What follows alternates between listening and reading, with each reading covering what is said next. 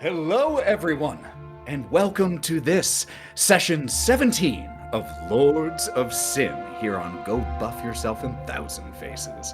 I am Ethan, your forever DM here, and I am joined by 5 of our heroes of Highgale.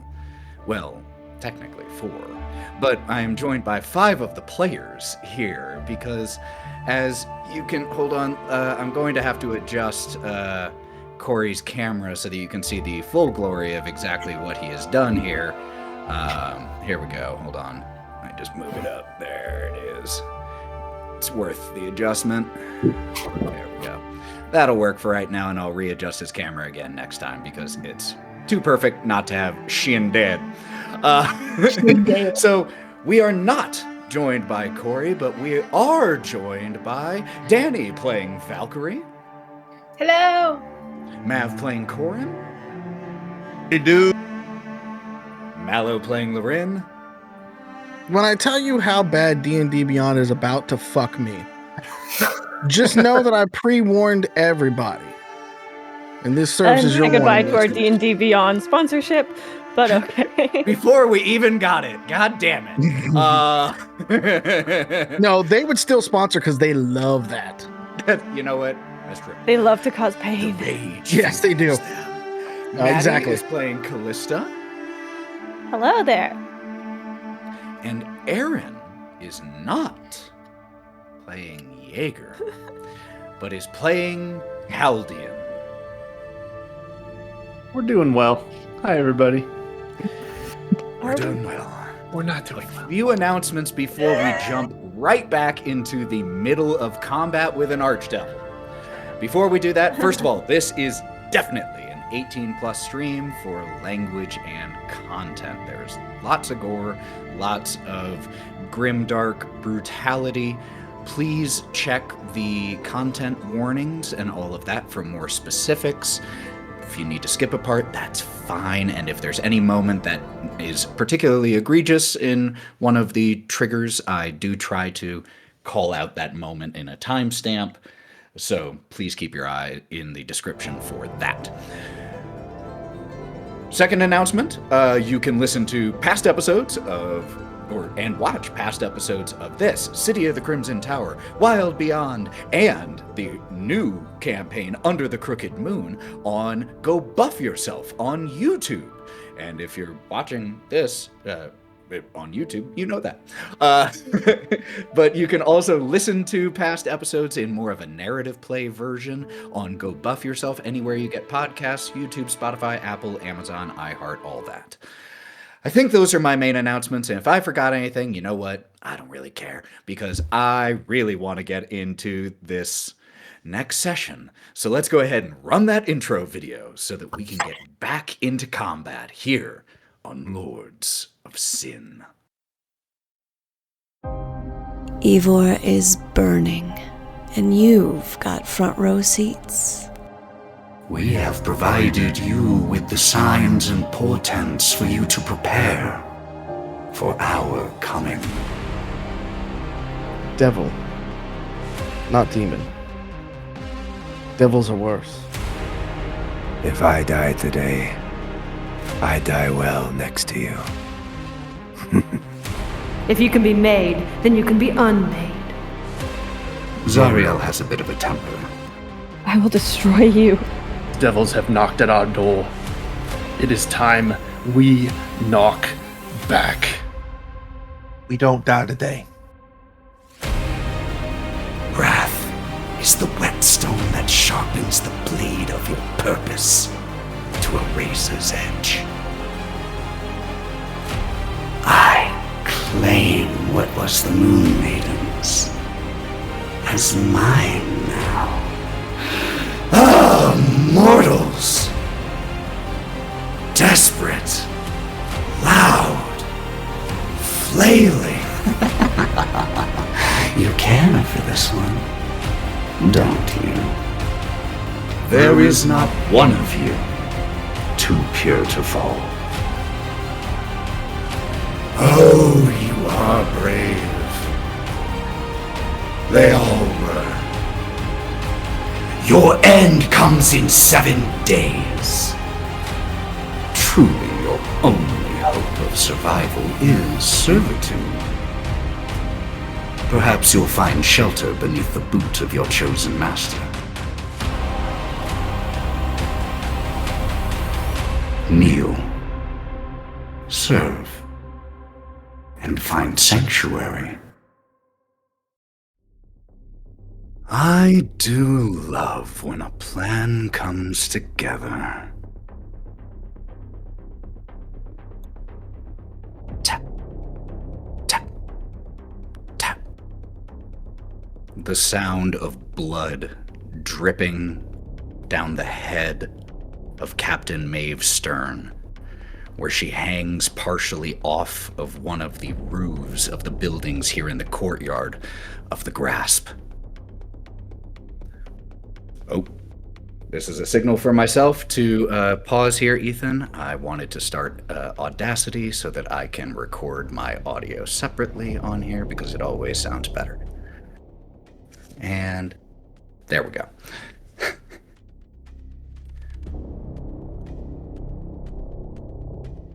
There is a smoking ring on the ground where the body of Shin of the Skyfist fell and then detonated. Lorwryn, gasping breaths through gurgling blood on the ramparts of the Grasp.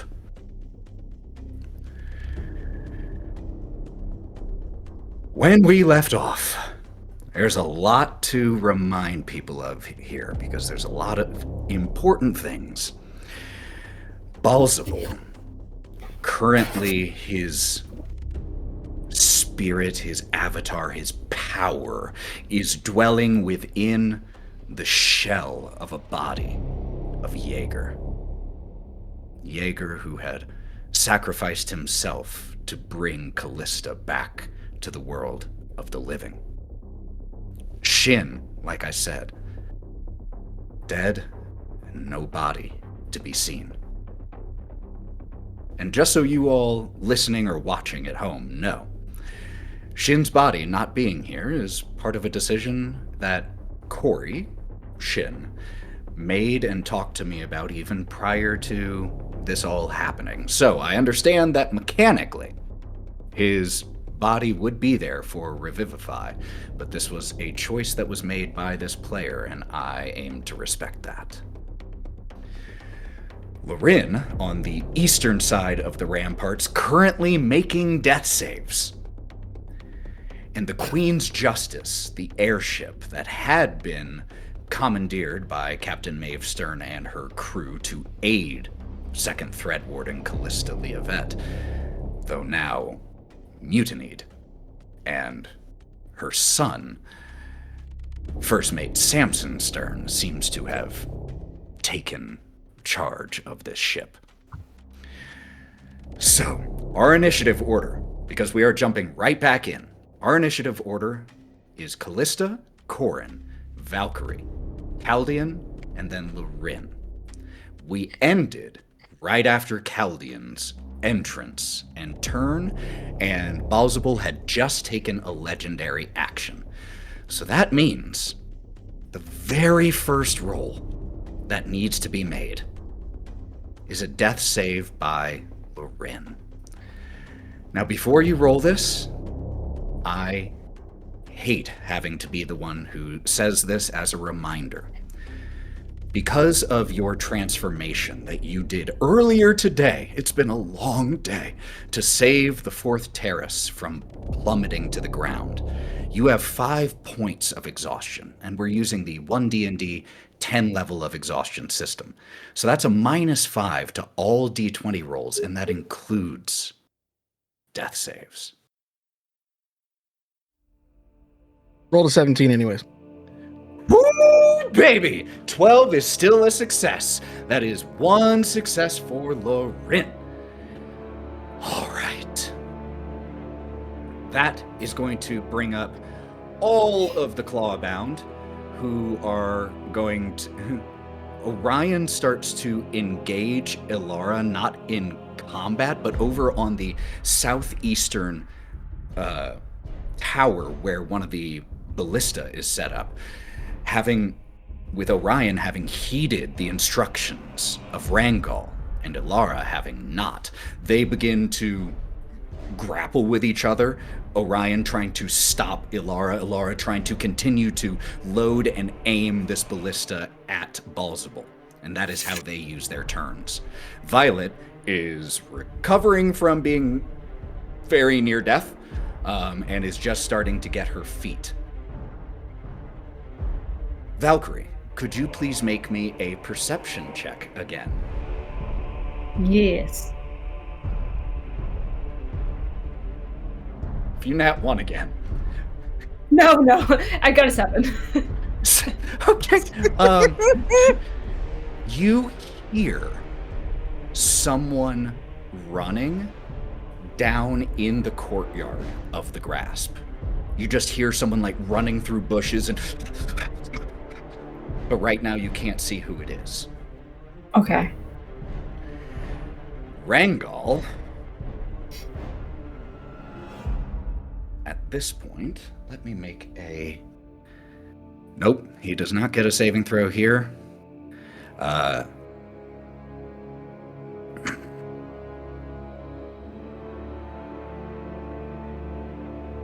What is he? He is going to essentially take no action on his turn because he has thrown down his weapon. He has shouted his instruction. There isn't much left he can do.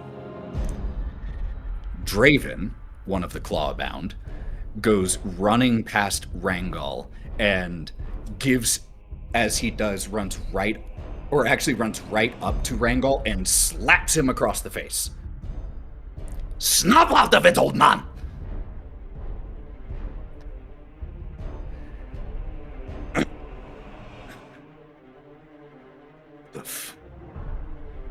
That son of a bitch. In my head. And he goes running. Rangal, with a 13 on the die, manages to break the charm effect on himself with Draven having tried to snap him out of it, and is going to go sprinting, full movement, full dash action, bonus action to the southwestern ballista. That is the end of their goes, and is going to bring up a second legendary action from Balzable.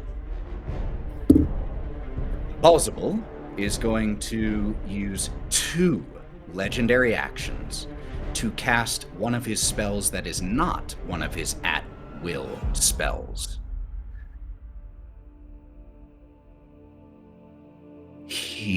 Let me measure really quick. Oh, yeah, not really much of a point in that one right now.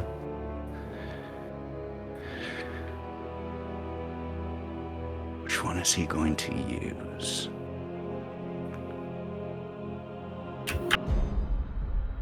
Actually, no, right now he's not going to do anything. I apologize. Please ignore what I said. He is not going to take a legendary action. There is none right now that is truly beneficial for him. And so that will bring us to the top of the initiative order, which is Kalista. Okay. I'm going to cast Dimension Door at 4th level, so I'll take 4d10 damage, and I'm going to Dimension Door next to Lorwryn. Okay. Go ahead and roll me that 4d10. Oh, I will. Luckily, But not you pretty all willing just to. got mass healed. Some of Thank us got God. mass healed. Some of us, not my love. Yeah, all might have been a bit of a Okay. stretch there. I apologize. So that's 24 points of damage. And feeding or giving a potion to somebody else is not a bonus action, correct? It's a It's action. an action, correct. Okay. Then that is my turn. Okay, and so you took 24 points of necrotic damage there. Balzable is now going to use a legendary action at the end of your turn to teleport to about 60 feet away from Lorwryn and Kalista. I wonder why. And as he teleports, he starts to cast a spell. With your Arcana, Kalista, no roll... or actually, go ahead and make me a free Arcana roll to see if you can identify what spell Balzable is casting here. As the With a flying... 29, I think I should be able to tell. Damn. The flying, floating body of Jaeger, the 6 remaining oaths just floating weightlessly next to him as he begins to cast this spell, the purple light that pours through the gaps in the adamantine armor that makes up Jaeger. You recognize that he is casting Major Illusion. Or Major Image, excuse me. Major Image. And he pitches his voice through something akin to thaumaturgy, quite loud, so that all of you can hear this. I have a concern for you all. You all have had quite a long day. I fear that you all might have forgotten something while you've been so busy with me. Casts Major Image. I'm going to counterspell it. Okay. What level slot are you using? 5th level. 5th level? Go ahead and roll yourself 5d10 damage there. She's like, I don't want to see your movie. Oh god, 37. Why do I roll so high on these? He starts to, you can see the illusions start to form, and then you just blast it away, dissipating like a cloud on the wind. With the snap of a finger. Oh. So you don't wish to see then? Shall I simply inform you all? You all were so concerned with Cairn that you forgot about all the smaller dragons. So hungry after such a long hibernation, and you all were convenient enough to leave them a ready source of food. You saved the low terrace. Yes, you saved them from a quick death.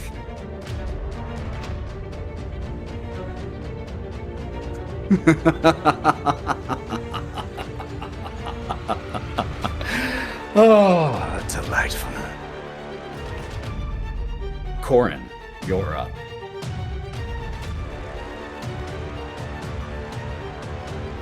You talk too much. God damn. Okay, so I have a question. Is this building right here where he is it structurally sound? Or what is it? What is that? I mean, it's a stone building, but with a wooden roof. That's fine. All I needed is that. I'm hopping on top of it. Yeah, absolutely. No athletics check necessary to jump that far with your size. Cool. Just gonna hop right there. And he's still at disadvantage, but you know what? It's still closer than I needed to be. Yeet my axe. Okay, let's do it. It's 1. Hold on, I gotta roll it. This 27 hits. 27 does hit. Because a reminder, his DC. Wait, it changed, right? Or is it still 23? He doesn't have the 23. shield up, so it's 23. Okay, bet. Just want to make sure. Okay. We're going to go roll the damage. That's 17. Give me 1 second. The cleaver, which is thunder damage. Ooh, 10 points of thunder damage. We love that. You love that. 4. So that equals. Let me do my math because I feel special. 17 plus 10 plus that 4 equals 31 points of damage for the first hit. And Noted. then hit it again. Woo. 23 on the dot. God damn. Well, that last one was I rolled in that one for 15. For the So second. because of disadvantage, because of the range here, as you throw this, as the axe impacts the body of Jaeger, inhabited by Balzabul, takes the javelin and smacks the blade away, sending it flying off and returning to your hand before it's able to do damage a second time.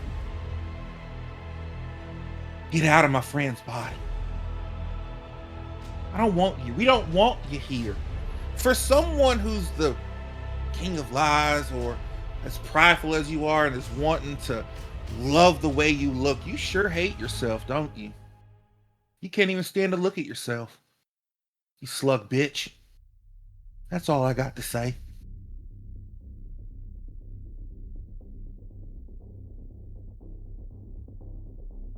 You ain't got no nipples.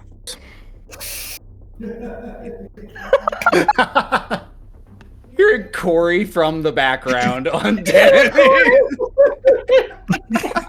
King Kai right now. He's King Kai watching. Sorry, I had to. Damn.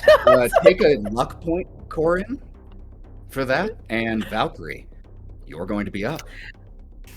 Valkerie is. I'm on the edge here, and so Valkerie looks out, and you can just see that she's devastated that he has teleported so far from her, because she's taken so long to get to here. She feels like she's been running for this entire battle, and so you can just see on her face, and she's going to pull out a mutagen, and you just see her, not even quickly at this point, it's kind of like actually slow. She takes it, starts drinking it, throws it down, lets it fall over the edge. And then she's going to run across. You guys can see this. I'm going to run across the, these aren't ramparts. What are these? Ramparts. The terrace? The ramparts here? Ramparts, yeah, you're right. And I can get, because I just took that mutagen, so I can get 110 feet now. So I'm going to use my full movement to go 110 feet. And actually, I'm going to try to end up on the edge here, so I can fling myself off on the next turn. How far is it off of this ramparts onto the building that Korrin just jumped onto? Are you asking the vertical distance or the horizontal distance? Horizontally, it's a 30-foot jump, which you could make with an acrobatics check fairly easly. You're Girl, awesome. just jump on my back. In terms of a height difference, it's about a 17-foot drop. Not a huge deal. Again, with an acrobatics roll, you can negate that fall damage there. So yes, I'm going to run here, and I'm going to be shouting to Korrin, when I get close, throw me! And so that's what I'm doing for my full movement. Valkerie, if you want to make that acrobatics check or athletics check to jump and land over there now, on your turn as part of your movement and action here combined, I'm okay with that. Okay. If you want to. I do. I'm going to try it. All right, acrobatics. We'll see what I got. Did it go? 16. 16? Yes. So while it's not necessarily the prettiest landing, it's not like Legolas here, but Yeah. you don't even twist an ankle, just a little jolt to the knee as you go running, leap from the ramparts, and land on the roof of this building right next to the huge Korrin. Awesome. So that's Valkyrie's that turn. ends my turn. At the end of your turn, Bosbul has used 2 of his legendary actions already, and he only gets 3. That's a very good thing for you all, because that means he can't use it to cast a spell other than one of his at-will spells, which are weaker. Is going to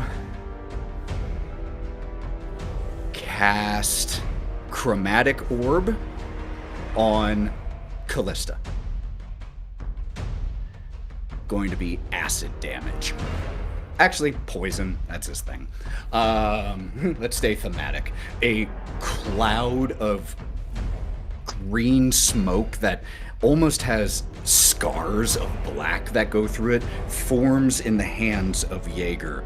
And as your creation looks at you with a light that is not his own, throws this at you.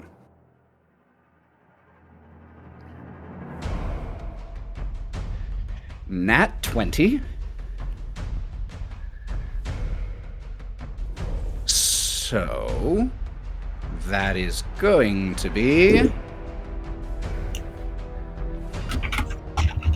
We're already at 24 poison damage plus 12, so 36 total points of poison damage on this crit. Throws this at you, and as it doesn't hit you, really, any more than like a cloud of a car's exhaust hits you, but it goes straight into your mouth and nose, into your lungs, and you feel yourself starting to bleed inside as you inhale this. That will now bring Ballsable up for his actual turn. I have to roll a d6 here to see if he recharges an ability. You all want me to roll a 1, 2, or a 3. 1. He does not recharge Disgorge insects. That is very good. So instead, after sending this chromatic orb from where the light is pouring out of Jaeger, more of those flesh-eating flies begin to seep. And Jaeger, Balsable in Jaeger's body, points a metal finger towards Valkerie and Korrin, and the swarm of flies and biting insects. Could I please get both Valkerie and Korrin to make me Constitution saving throws, please?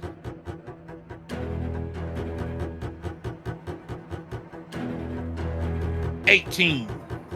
14. Okay, those are both going to be failures. What? You failed with an 18? Well, you're level 17, y'all. Okay. God damn! So, that is going to be, for both of you, 27 points of magical slash piercing damage as the flies and locusts of this spell, he's using Insect Plague, begin to land on you, and no matter what you do, no matter how you try to swat them and wave them off, there are too many, and they just start to eat you alive. Fun. So 14 for me. Am I having that? It's piercing? It's magical piercing. Are you resistant to all piercing? I think you are. Yeah, so I think you have that. Okay, yeah. Pretty sure. Double check for me, Yeah. but I'm pretty sure it doesn't say non-magical for you. Let me see. That means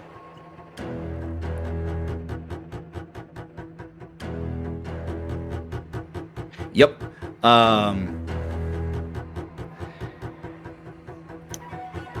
Where's Kaldian? There you are. Yep. Oh no. Yep. I was just curious where you were. Bludgeoning, piercing, slashing damage. Okay, Oh, yeah. cool. So, unfortunately, can't quite get to Kaldian, which is who he really wants to get to. He can get to Kalista.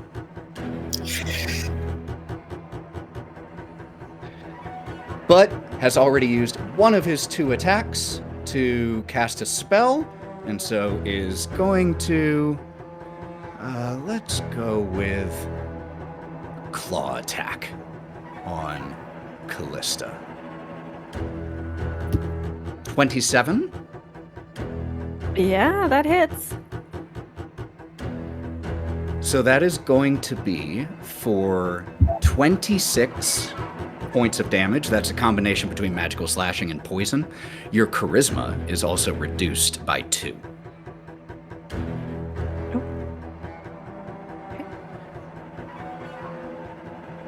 That is the end of Balsable's turn. That brings up Kaldian. I wish he didn't move. It's so far away. If only you had a magical item that could help you with that. You know, you don't gotta be calling me out like that.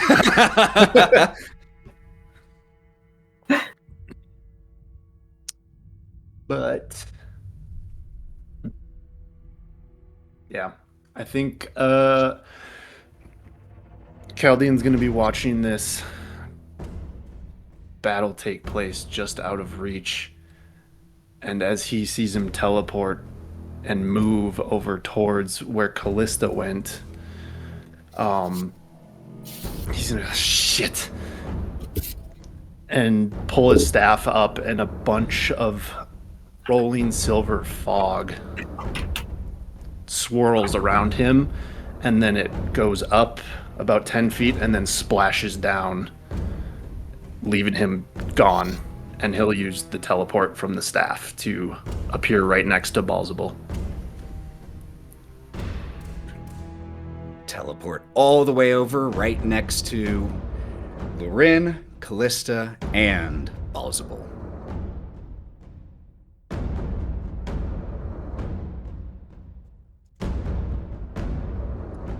Anything else from you? Anything else is spells.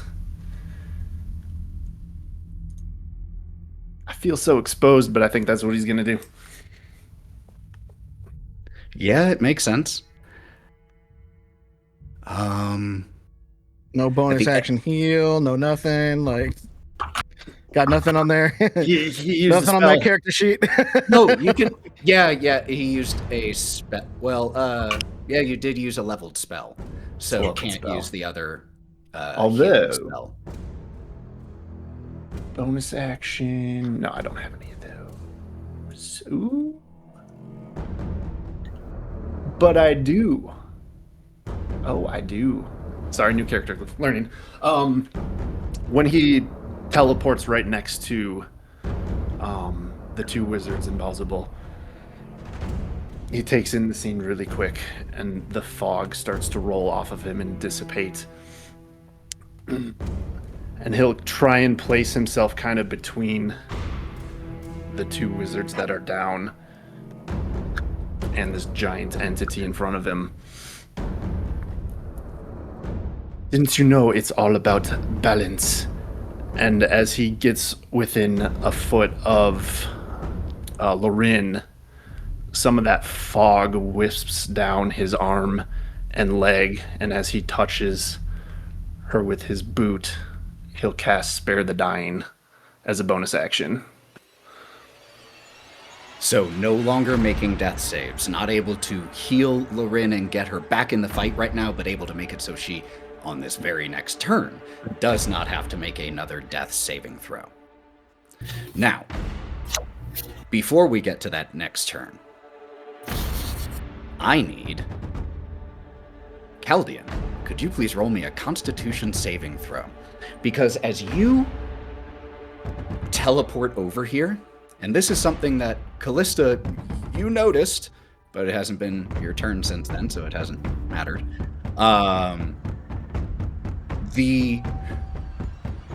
When the body of Jaeger, inhabited by Balzabul, teleported here, the most revolting stench you have ever smelled. Just hot, sick, in a baby's diaper, left out in the heat for 5 days. Like, it is and rot and carrion, everything terrible is emanating from Jaeger's body. What did you get, Chaldean? 23. Could you roll me a d6, please?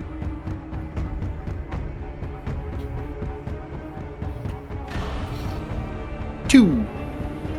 You are poisoned for the next 2 rounds, which means you have disadvantage on pretty much everything. Let me confirm which ones for you here, but I'm pretty sure it's saving throws, ability, attack rolls, and ability checks. So not saving throws, but everything but. Okay, that is the end of Chaldean's turn. At the end of Chaldean's turn is Lorwryn, who no longer has to make death saving throws, but I do want to remind you about your options that you still have while here at 0 hit points. And that is those desperate measures, Blaze of Glory. You can automatically fail 1 death save and start dying again to give the help action to any of your allies. You can spend 2 to attack from where you are or cast a cantrip from where you are, or you can spend all 3 to move and then attack or cast a leveled spell so long as it doesn't target yourself. Just reminding you of those options if you'd like to take any of them forward. I still have 0 hit points, so there's nothing I can actually do. Oh, you can do those things that I just listed. You can spend a death save to provide the help action. You can, but the things you can do require spending the death save with the desperate measure house rule. Right, but then at that point, because it's stabilized, so it would are make you considering it would be so successes strenuous that it would make you start dying again. You know. Right, I can't do anything. Everything I do kills me. Or gives you some death saves. No, everything I do kills me. I see what you're with the pain, the backlash pain. Got it. Yeah. Understood what you're talking about now. Uh-huh. So, do I just get a success, or do you want me to roll for a success? You're just flat not dying anymore. That's what Spare the Dying gives you. You are no longer dying. You are semi-conscious, and you can see Kalista knelt right over you through bleary eyes. Saving Private Ryan this shit right now. That's what's happening. The tank is in front of you. Yeah.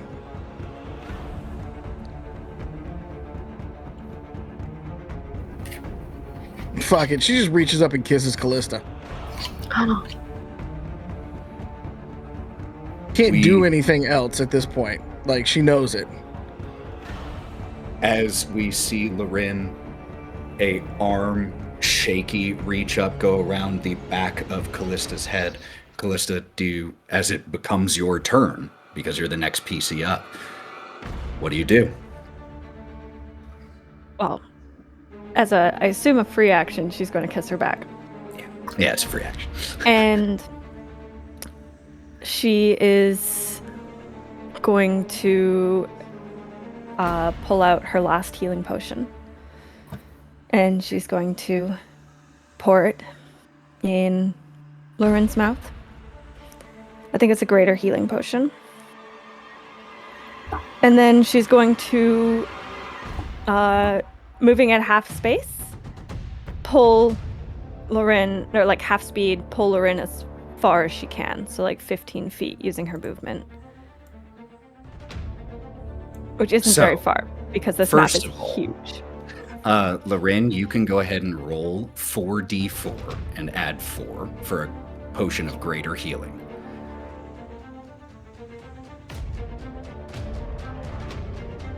15. Okay. 15. As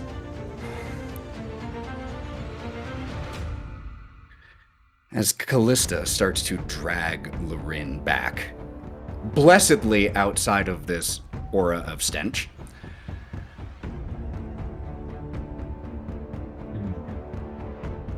the hand of Jaeger illuminates. Let me look one thing up really quick.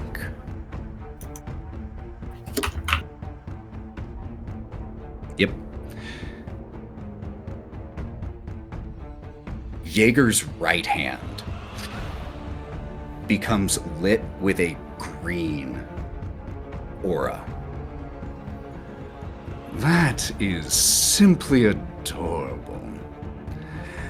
And I myself am a romantic.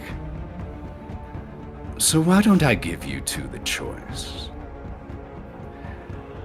Which one of you will die right now? As both of you recognize, no Arcana check necessary, as the green energy courses to one of Jaeger's metallic fingers, that Balzabul is using 2 legendary actions to begin to cast Disintegrate.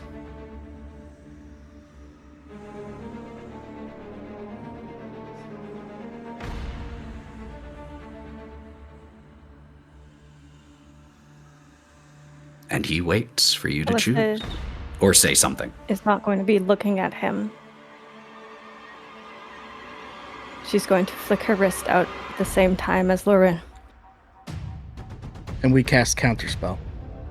Together. Okay. So, both of you are casting Counterspell here. Let's go ahead and resolve these one at a time because we kind of have to. What level, or who would be casting it first, just so we can resolve that one?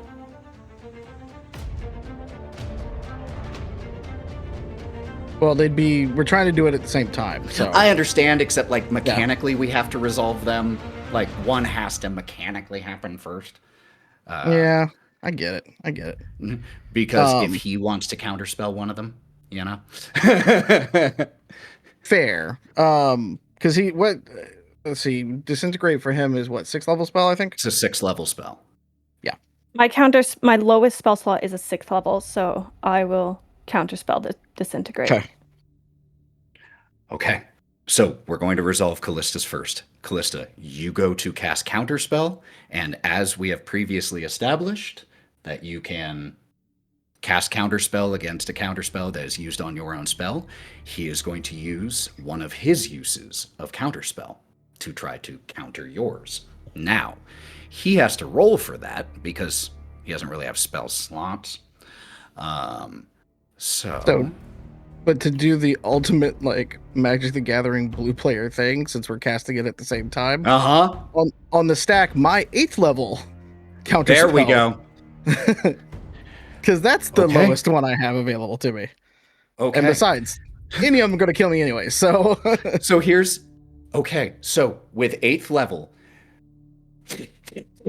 this incredible display of arcane prowess from an archdevil, a child and paramour and servant of Lolth, and the 2nd Thread Warden of Higale, as Disintegrate, Counterspell, the counter negated, the Counterspell getting through and negating Disintegrate. Could I please get Kalista to roll me 6d10 and Lorwryn to roll me 8d10. It is mathematically possible for both of you to survive this. I said mathematically possible. What? Not probable. I roll high on my own kills, on my own damage. I rolled so high. We rolled opposites. Yeah, and I rolled 54, so, you know, there you go. You're palindromes. Yeah. So, Kalista, how many hit points did you have left? 15. We both had 15. We both had 15. We both had a counter spell. Fuck you, we go out how we want to. 100%.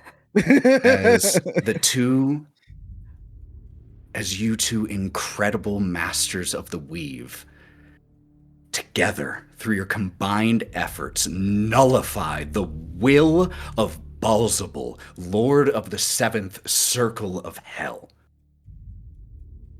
And the backlash from the strain of using Wish to alter reality today hits both of you. What do we see as both of you drop to dying? Kalista? As Kalista was dragging Lorwryn, she's going to fall onto Lorwryn with her elbow, just so their faces are like an inch apart. You looked in my eyes, and I finally felt as if I belonged. Let's walk the webs together for eternity. She'll just kind of look up at her for just a moment and say, "And you gave me a reason to fight.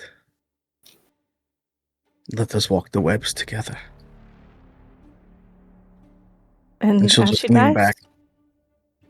she will kiss Lorwryn and die on top. Be clear, not dead yet. Unconscious. Falling into unconsciousness. Question though, I took 54 points damage. That's more than half of my total life total. So that's not how, so 5e, you have to be taken to negative your maximum. Okay. I didn't know which house rule we were using in that kind of thing. No, that we're using the standard raw for that. So you are still here, just in very bad shape. And Chaldean, you see this happen, but the floating Jaeger occupied by Balzabul is right there. And as the two of you make eye contact as Lorwryn and Kalista fall to the ground. Well, I suppose they chose both of them. Poetic. And stupid.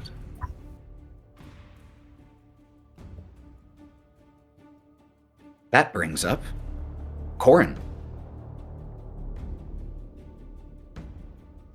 Hate everything about this entire fucking day. This has been a shitty fucking day. I'm just gonna goop up Val and haul ass across this fucking building. So this area where the insect plague is difficult terrain. So what is your movement speed? Val won't 40? slow you down. Okay, 40, so you can move 20 feet inside of this. Fuck it, whatever. I'm still in the 4 squares. That's fine. That's fine. 20 feet. That whatever. I don't care. I got a plan. I'm right here. I'm still in this shit. Ugh. You can get a little farther forward than that. Okay, listen, man. I'm big. Okay. There you go. Yep, that's where you can get. Okay, cool. Cool. Because I got a sick fucking plan if you'll let me do it. All right, first things first, we're gonna go ahead and attack. We're gonna attack this motherfucker. I put Val on my shoulder. We're gonna yeet this bitch twice. Just allow me to do something cool. Okay, so you are, to take your technical term, yeeting Valkerie the Clawbound. Not yet. No. Not yet. I have to hit this motherfucker first. Okay. We're gonna hit this fucker first. We're gonna do our normal shit. All right, let's do it. 22.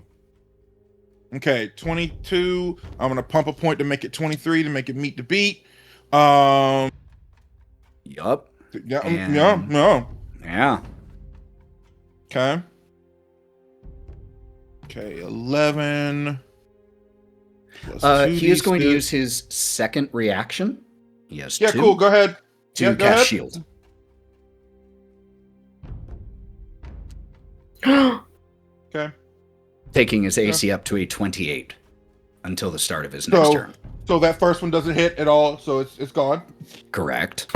Okay, that's cool. All right. That's fine. 28. Very well for yourselves. Doesn't matter. 28. Get fucked. I wasn't impressed. You talk too much. Why do you talk? All you do is yap, and I'm gonna yeet that bitch for a 28. Meet the beat. Fuck you, slug. As you throw your axe and it impacts. And all you all do is die. Well, you know what? You're gonna join us soon anyway.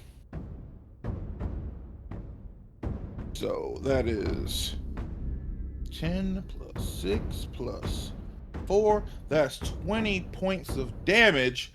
And when the axe comes back, I'm going to grab it, flip it around, put Val on it, and I'm going to use Mighty Impel and yeet her towards him. Okay. Both of you take a luck point. Because Spider Climb, she's going to stick on that bitch. That's amazing. I have to look up this ability that you're using. What was it called? Mighty Impel. But here's the thing. I'm going to use my entire reach and my ability to throw my axe. Oh, there it is. To make it work. It's literally that you can throw someone. Correct. I'm a willing creature. Yep. That is amazing. And even though the range, so the range on that is traditionally limited to 30 feet. Mm-hmm. What are you about to say here? I wanted to use my entire extended reach because I am bigger because we established that. With the axe. I'm throwing that bitch to give me extra room, and she's just gonna spider climb and hold on to it. I'm 100% here for this. So what I would love is from Valkerie, either a acrobatics or an athletics check. Okay. I'm gonna do acrobatics. 25. Incredible. So Korrin, using your axe more like a javelin, and you launch it with Val spider climbing on here, soaring through. As it starts to hit the peak of the arc, you leap, and feel free, Valkerie, to place yourself anywhere on that circular section of the ramparts that you would like to be. Ooh, okay. Incredible, you two.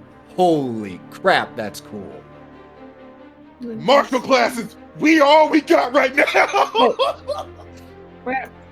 Why did you move me? Why do I move? I moved you just to the general area. You can move yourself anywhere there you would like to be. With a 25, right here. Okay. That was incredible. Wow. At the end of your turn, Korrin, I need you to make me another Constitution saving throw for ending your turn within the insect plague. Not a huge threat to you because 26. You do have resistance. Success. So you're going to take a quarter of this damage. So 26 half to 13 and half down, rounding up to 7. 7 piercing damage for you. Valkerie, it is now your turn as you leap and land on the edge of the ramparts here, right next to Chaldean, with the floating Jaeger only about 5-10 feet overhead. Oh my gosh. Are we flanking? You're within range! You're within range! I'm finally within range. You're not quite flanking because Chaldean is 10 feet away. Is he? So okay. He's not within melee right now. You just see Val, like, I basically gritted up until this point, like, you know, holding on to that great axe. And then I'm just going to immediately, as I touch down, pull out my sword that was on my back and just immediately slash down into Balzable. As just As part, Jaeger. before you even land is this attack, as you are still soaring through the air and slice down. So this one isn't going to hit. The 19 doesn't hit with the... 19 will not hit. This one definitely won't. This one is 18. It's not going to hit even if I pump stuff into it, so it's not going to. As you make these two attacks, Balzable using Jaeger meets your strikes. And as the two of you kind of brace against each other, you wielding this flaming sword, him wielding the trident of Jaeger, his head looks up and down the blade and then looks to you. That doesn't belong to you. Can I You bonus action swing try to frighten like him? Sure, absolutely. Well, I mean, because I have the sword, and it doesn't. I know it has special things to. Let me before you try to do that and use your bonus action, I'll let you know Balzable is immune to the frightened condition. I'm gonna do something that's not going to frighten him, but I want to, which is there any light in this area, like a source of light at all? Torches, yeah, tons of them. Braziers. Because essentially, I'm gonna try to pull. I'm gonna try to position the sword to try to blind him. Obviously, I know it's not, and so you see her trying to position it where it blinds him, and then she goes, "You really haven't ever been in the sun, haven't you?" And it's like not even a good burn, but she's just like trying her best. Essentially, it's like not a big burn, but she's trying, you know. Take a luck point for the self-awareness. But as you say this, and he looks at the blade again. You know, maybe I could make sure that your soul ends up in Avernus. I'm sure Zariel would be happy to meet the person who thought herself worthy of wielding her blade. Is that your girlfriend? Sorry. That is going to bring Balzable up. That killed me right there. I'm going to roll a d6 publicly again. Again, you want me to roll a 1, 2, or a 3. Look at that, a 3! We're doing good, y'all. We're doing good. Okay. Balzable is going to move around, provoking an attack of opportunity when moving out of Valkyrie's threatened space, and is going to move to the opposite side of Kaldian, or try to. I'm gonna pump 3 luck points into hit him. So it's his turn right now, and he hasn't used shield again. So you rolled a 25, which means you already hit. Oh, okay. Because his AC is 23. He can't move because I just branded him, and now he's got to do things if he wants to move. Okay. Haha, you've activated my trap card! This is what I was waiting for! Which brand did you just use? Actually, I found out through reading that my brand's stack. So essentially, brand of castigation or whatever is first brand, but my brand of tethering means that you have to succeed on a wisdom saving throw. Okay. So specifically, hold on. That is when teleporting or leaving. Are you teleporting? No, he was just flying. Okay, is he dashing? But he does like to teleport, so it might be a smart thing to use on him anyway.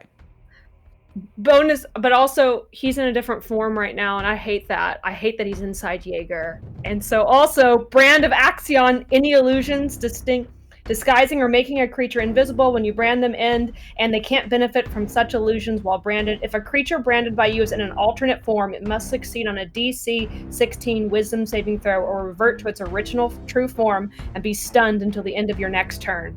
Hell yeah! I don't like you inside of him. Here comes a saving throw, wisdom. He's probably really wise, guys. 12 on the die, so he will pass that. He gets a 27. I thought it was 16. Oh, okay, because he's got way No, more he- bonuses. Yeah. got He ends up bonuses. with a 27, but is branded. And do you have to pick one of the brands, or do No, you get you as you just level do up, all of them? Yeah, so Heck as yeah. you level up, you get more Yeah. stuff with So them. if he tries to teleport or take the dash action, now that he is branded, will take 3 or 4d6 psychic damage and has to make a wisdom saving throw, or the attempt Yeah. fails. But the damage happens one way or the other. So Yeah. cannot Okay. move. That's annoying to him. Can move. Can't He can teleport. move. So He just is can't going teleport to dash. move to the opposite side of Chaldean. But did you roll me damage for that hit? I did not. Okay. I've got to do that. Gotta do that. Okay. 10 points of slashing damage, and then. Hold on. Yeah, roll that fire damage too. He has 4 necrotic and 7 fire.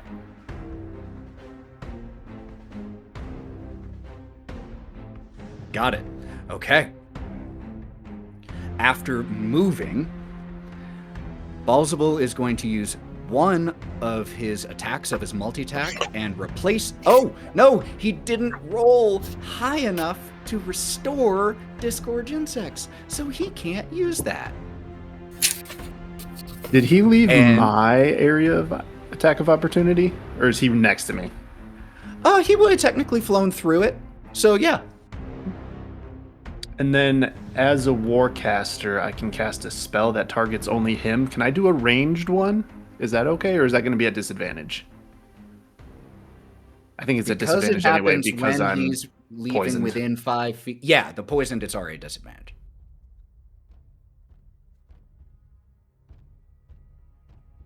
Crazier things have happened. It's true. So go ahead and roll the hit with disadvantage. The end of his staff glows icy blue and shoots out at him, and I'm going to try a guiding bolt Okay. at 4th level. Okay, let's do it.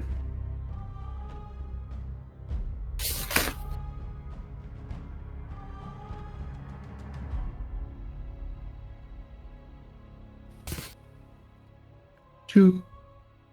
20. 20 with disadvantage, and a 20 will miss unless you want to pump luck points into it. I don't think I have enough. I'll help you. Okay. I'll help you. I can give you. I got 4 right now, so I can give you 2 to help out. Anybody got any more? I mean, I can do have 3. How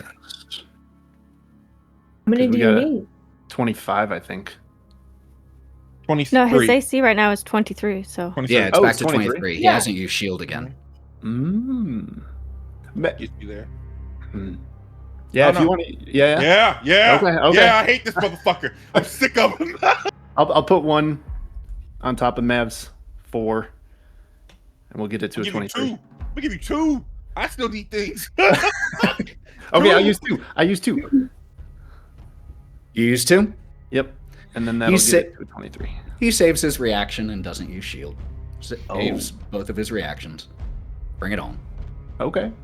He only has 3 of us to kill now. He's feeling really good. He's quite confident at this moment. Indie bound roll. What's that really? Okay. 76. 76. Maybe you should have. 27 radiant damage. That's a lot. And radiant hurts. You send this bolt into the body of Jaeger, and it punches a small hole in the armor. More of that purple light pouring forth, more of that nauseating smell. And so now, it's his turn. is going to make 2 attacks on... Let me see if there's any spell he wants to cast. Nah. 2 attacks on Kaldian. Let's go. Is going to also use Pride of the Fallen. So all your attacks until the start of his next turn, all of you, will have advantage against him. But he has advantage on his saving throws and attack rolls and checks until the start of his next turn also. First... 33 to hit you. I mean, I guess.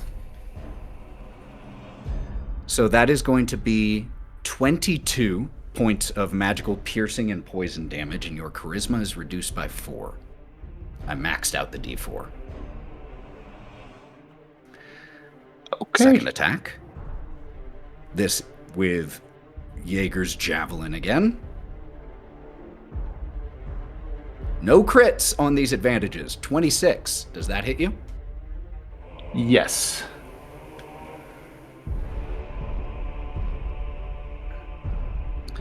That is another 23 points of slashing and poison damage, and a further reduction of 3 to your charisma. Oh no. Is he charismatic? I hope he is. That is... Balzabul is going to use his remaining 30 feet, because it took 5, 10, 15, 20, 25. Yeah. His remaining 30 feet of flight to fly straight up 30 feet. As he does...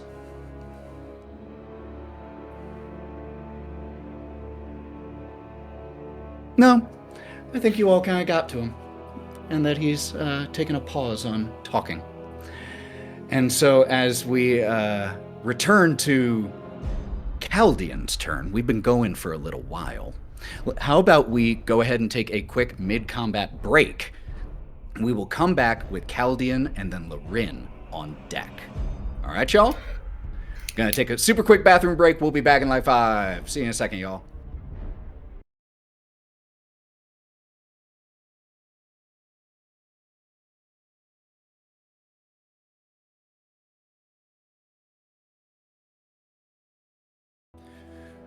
Oh boy, y'all. We're back. And next up in the initiative order is Kaldian with Lorwryn on deck.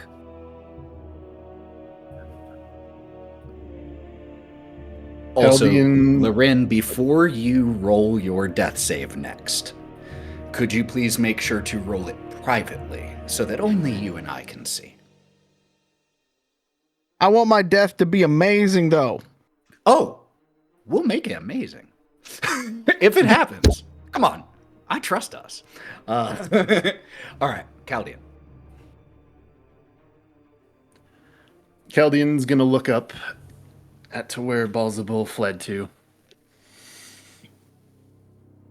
Why don't you come back down here and finish what you started? It looks like a bit of a coward move, and I just got here. But here is a gift from my god. I hope it does you well. And he's gonna make a bunch of hand movements in the air as he does little light blue runes trace and push out towards Balzabul. And right before it hits him, it just dissipates. And after a second, on the chest armor of Jaeger is gonna glow light blue, a couple of scales that are imbalanced. And I'm going to use my channel divinity. Path of the Grave. Yeah. Incredible. So until the end of your next turn, the next time you or an ally of yours hits Balzable with an attack, he will have vulnerability to all damage you deal. That person deals on that attack. He we'll also take has double damage.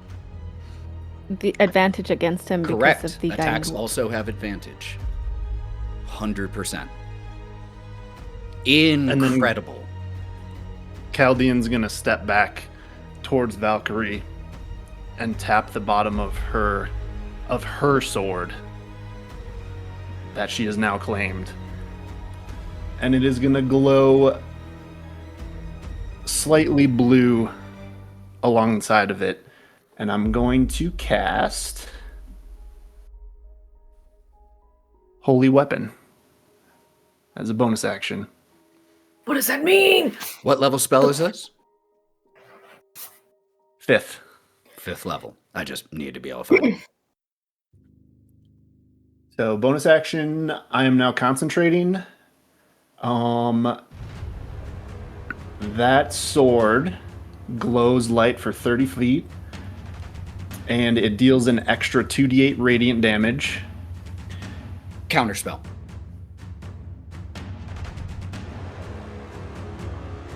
And I have to roll for this because it is a 5th level spell. Come on, roll, little baby. Is rolling with advantage because of the Pride of the Fallen. 2 1s. This is a 5th level, which means he needs a 15 or higher on one of these. One of them was a 2 on the die, but with a 10 on the other, a total of a 19. As you begin to push the divine energy of your faith into the weapon of Val, you see that radiant energy begin to seep from her weapon and towards Balzable. And it begins to flow into the javelin that Balzable is holding in the body of Jaeger. That is a fine spell. I think I'll use that. As he redirects the spell energy and casts it on his own weapon. Could you tell us what that does, Chaldean? Oh no. 2d8 radiant damage when he hits, but he's concentrating. It's a That's concentration true, spell. which does drop the insect plague. So it's 2d8 radiant damage. Mm-hmm. Does the insect plague drop? Yes. Okay, sick. And as a bonus action, you can dismiss the spell, cause it to emit a burst of radiance, and each creature of your choice within that you can see within 30 feet must make a con save. On a failed save, they take 48, and they're blinded for 1 minute. This is using an ability of Balzable's. This ability is called Anything You Can Do, I Can Do Better. Wow. So as for all the world, Jaeger looks like a holy warrior of Kelemvor, scales across his chest plate, javelin glowing with radiant energy. He is still being puppeted by the archdevil Balzable. Anything else from you, Chaldean? He'll look up in disgust. Did that make you nervous? And then he'll look back at where the insect plague vanished. Always balanced. You cannot escape it. And it is coming. At the end of your turn, could you please make me a Constitution saving throw, please, again, for ending within the aura of that stink. Oh, wait. He's up in the air? He's up in the air. Outside of the range. Never mind. Boom! How far is he? He's 30 feet in the air? 30 feet up, and the aura of his aura of stench is only a 20-foot radius. And if Jaeger was still here, he would have been in range of that. But Chaldean, short enough not to be. So that is going to bring Lorwryn up. Now again, if there's anything you want to do that hurts you or causes death saves for any reason, you have those options. Just a reminder. Same for you, Kalista. Nope. Okay. Otherwise, just go ahead and make me a death save, please. I already did, and then it will not roll to you. Oh. It's everyone or self. That's all D&D Beyond gives me. Oh, that's weird. Self normally shows me. Oh, well. What'd you roll? You can just look at my character sheet if you want to keep it a secret. Yeah, let's do it that way. That tracks. If you want to keep it a secret, that way. I keep trying to do it, but it will only, it won't send worry it to about YouTube. it. Don't worry about it. It's weird. Don't worry. Thank you for trying. I appreciate it. That's all good. Okay. In this moment, Does the success from the last time, we said these are stacking, right? Not in this fight. The failures don't stack. Yeah, for this fight, we're not doing stacking. Otherwise, that would have been bad a while ago. Okay. We nixed the stacking for this fight, but I do want to know, Lorwryn, in this moment, you hear the fighting still going on. You hear the battle cry of Val. You hear the righteous words of Chaldean, and you see Kalista bleeding out right next to you. What's going through your head right now, Lorwryn? She's just hoping that they've done enough to let her friends finish the job. These are insurmountable odds, and she knew that the minute that she stopped a mountain from falling and killing thousands of people. Whether it's for naught, who knows? But she knows it was the right thing to do, even if it ends in her demise. And that's where she hugs Kalista closer. Because even in death, it's not about dying. Everybody dies. But it's about the person you were when your eyes closed. Ooh. Take a luck point. Take 2. That way you can give it to someone else if you want. Does that count as a failed action too? No! To be fair, you guys couldn't hear it, but Cory in the background was like, "That's so good. That's so good." My boy. Yeah. Okay. At the end of Lorwryn's turn, Ilara is going to break free from Orion and is going to take a shot with the ballista. Shoot his ass down.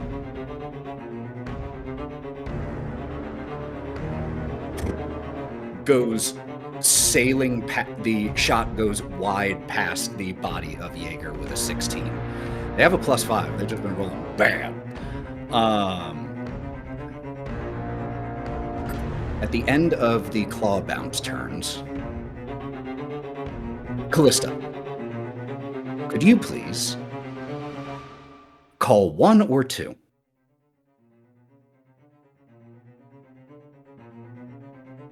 Two?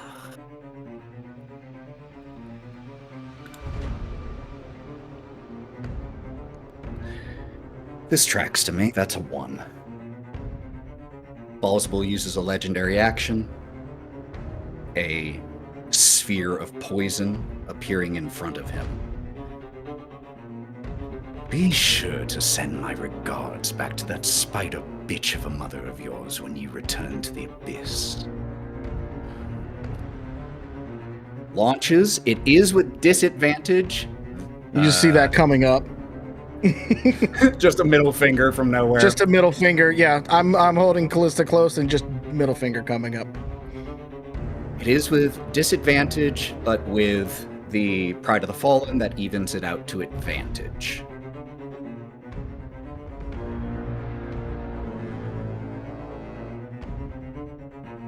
That's a hit. That is one failed death save. Because it's a ranged attack. Thank Lolf. One more failed death save, and Kalista, you see this impact as it becomes your turn. Could you please privately roll a death save? I'm gonna do it on Foundry, because then we can actually get it. Works for me. Why is that giving me 2? I just want 1. Noted. You see Lorwryn get hit in these poison tendrils snaking into her nostrils as she begins to cough up more blood. What is going through your mind? Or do you do or say anything during this moment? She doesn't say anything that anyone else except for Lorwryn could hear. And all Lorwryn hears is thank you. At least I don't die alone. Korrin, you are up. Valkerie, you're on deck. So, Korrin, as the bugs dissipate, you just see her walk and like scraping the bugs off, some of them burning off because of her body's that hot, and get ready to do what she does best, because we got something fun to do now. I got full movement, baby. Walk that 40, and then you are bingo bango. Yeeting my axe. Do it. 23. Advantage guiding bolt.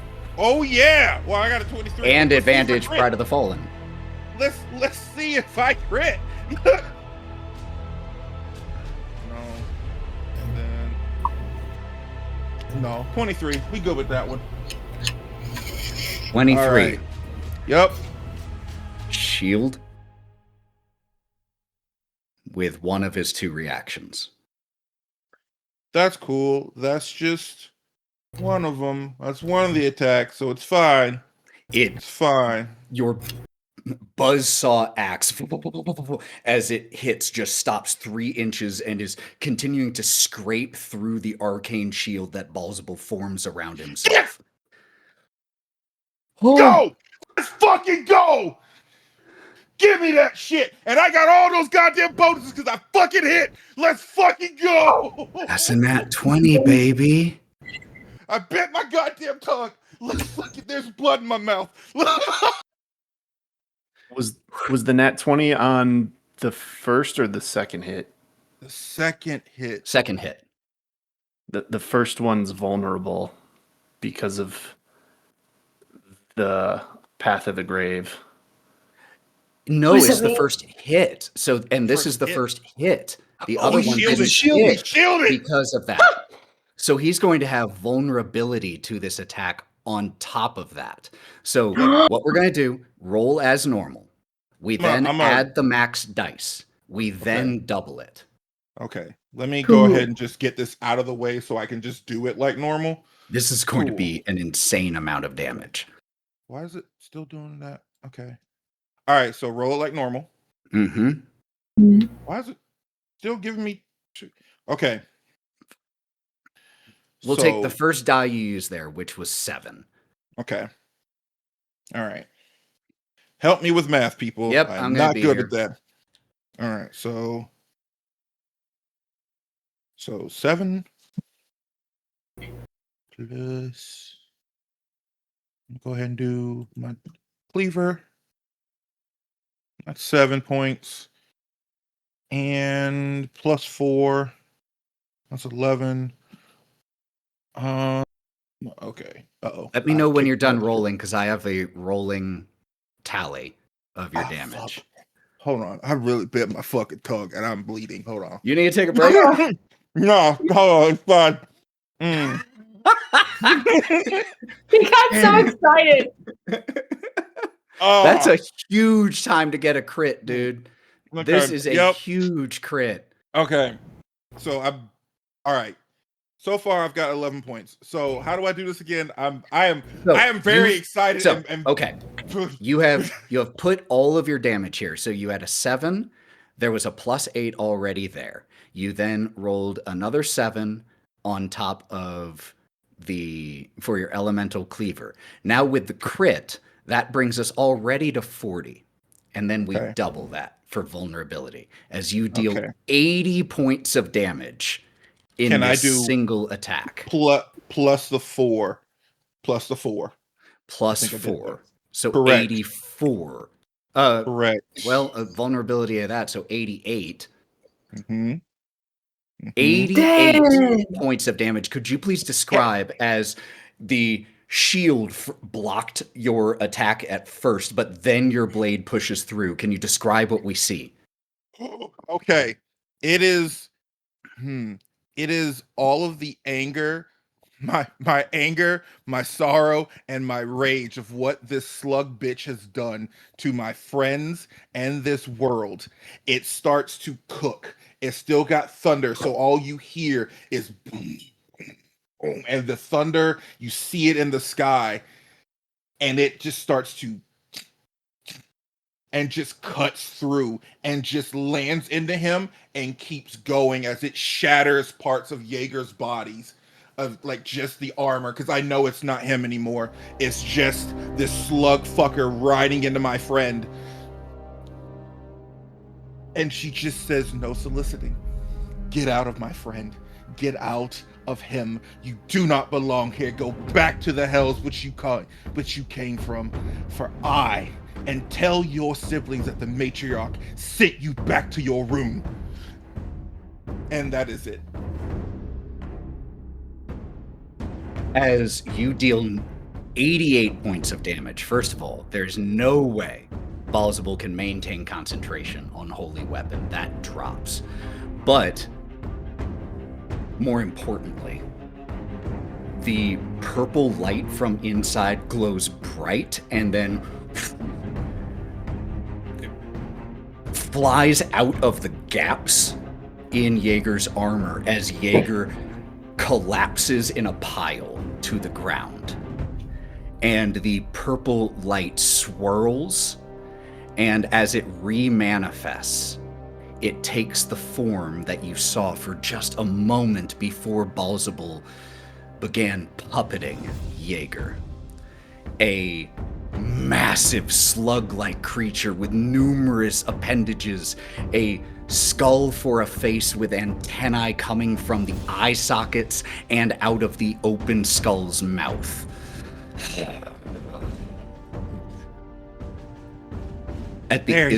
ugly. Hold on. There you are, you ugly son of a bitch. Die like you are. Die the way you are, you slug fuck. That's the end of my turn. At the end of your turn is going to use both legendary actions for Fiendish Fortitude to automatically regain the use of Disgorge Insects without rolling for it, but is now out of legendary actions. Valkerie, you are up.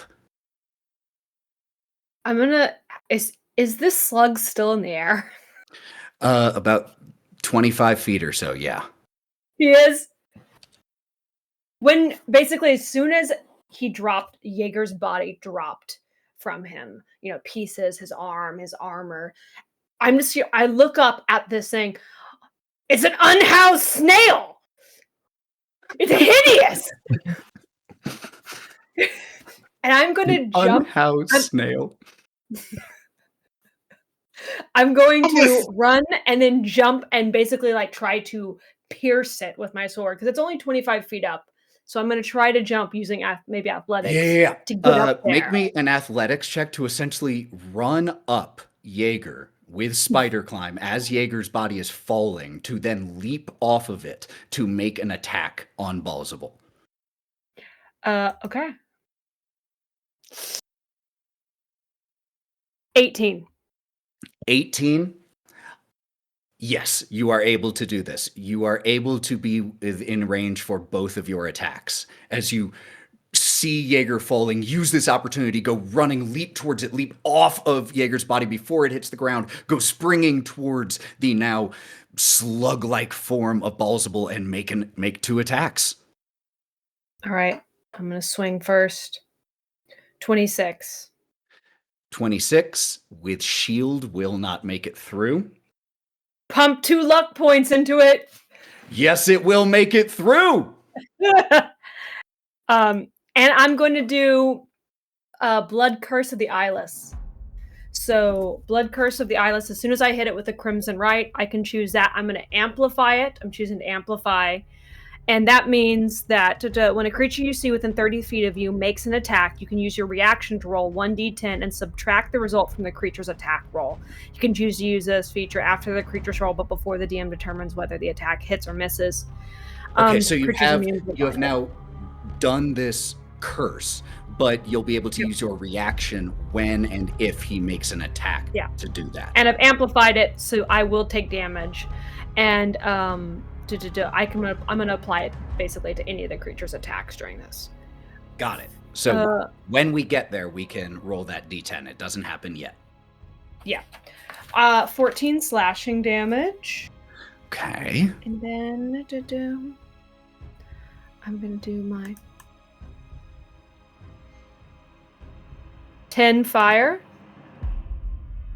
Okay, so 30.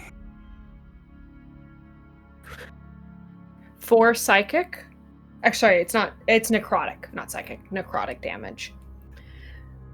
And then I'm gonna hit it again, this time with my other weapon. See if it... This one will not hit. So. 18, yeah, can't pump that up quite high enough. I do not hit with a 28. No. Does Guiding Bolt still provide advantage? Just the next attack. Okay, it's just just or the next hit. Next hit. Okay, got it. Got it. Okay. You do have advantage still from his use of Pride of the Fallen, though. So go ahead and roll again to see. 24. 24 is better. He's at a 28, though. 28, yeah. I do not have enough. I have 3 luck points left. I do not have enough. So. Am I able to give you 2? Yes, you can. If you spend 2, and Valkerie, if you spend 3, you can turn this miss into a hit. I'm gonna spend my 3. Okay. A total of 5 luck points spent to turn this 24 into a 28 as you, still falling from this leap, manage to push through the arcane shield. All right. It Ethan, is 12 I have a slash. quick question. Hold on one sec. Let me resolve this and then let me answer. Well, it could impact the damage she's rolling. Okay. So my ability is not technically a spell, but it's a reaction for my violent attraction. It doesn't count as a spell. What would that count as? Would it be a help action? Would it be an attack? That would be, if we're going to use this in one of the 3 options that you have. Since this isn't a leveled spell, this is an ability, but it's certainly more than just a help action. This would cost you 2 death saves to use this right now while dying.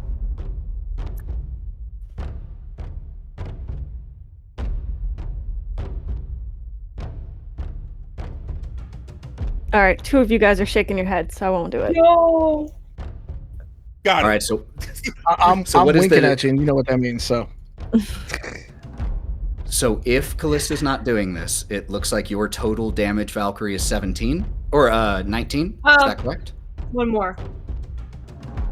And 9 necrotic. Actually, I'm gonna do it. Roll a d10 extra damage. Oh my god. What? Okay. First, before we resolve that extra damage, Kalista, as you... This takes so much effort right now. Could you please describe what we see from Kalista? You see her lying in Lorwryn's arms, and she's just going to look up And where she would normally flick her wrist, she just almost seems to claw out towards Valkerie. And the last little bits of ink that coats or tattoos her marred skin seems to crawl across the bricks and the ground towards Valkyrie's weapon. And just for a second, there is a flicker of gold, like a golden feather.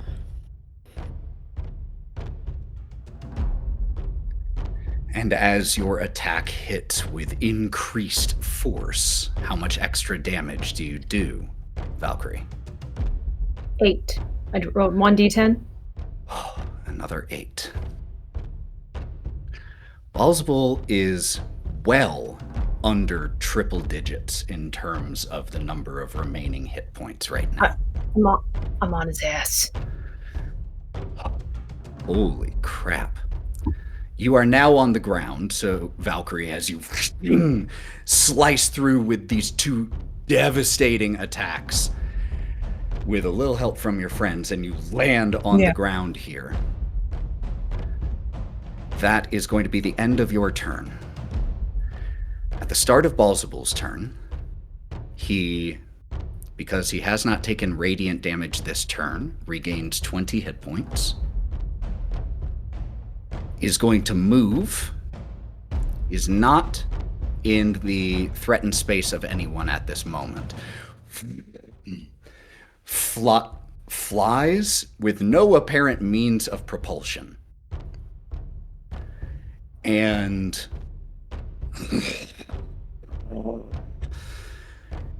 the pride that Balsable has displayed, the confidence that he was feeling just moments earlier, shattered as you all have redoubled your efforts and dealt some bruising attacks.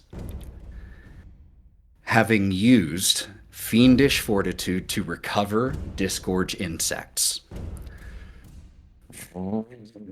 Open, or from the open skull mouth, where those two antennae are jutting, huge flesh-eating flies begin to pour forth, blackening the area around Balsable in a tornado of insects. Uses Disgorge Insects, which is a 60-foot cone, which will catch everyone in it except Korrin. Could I please get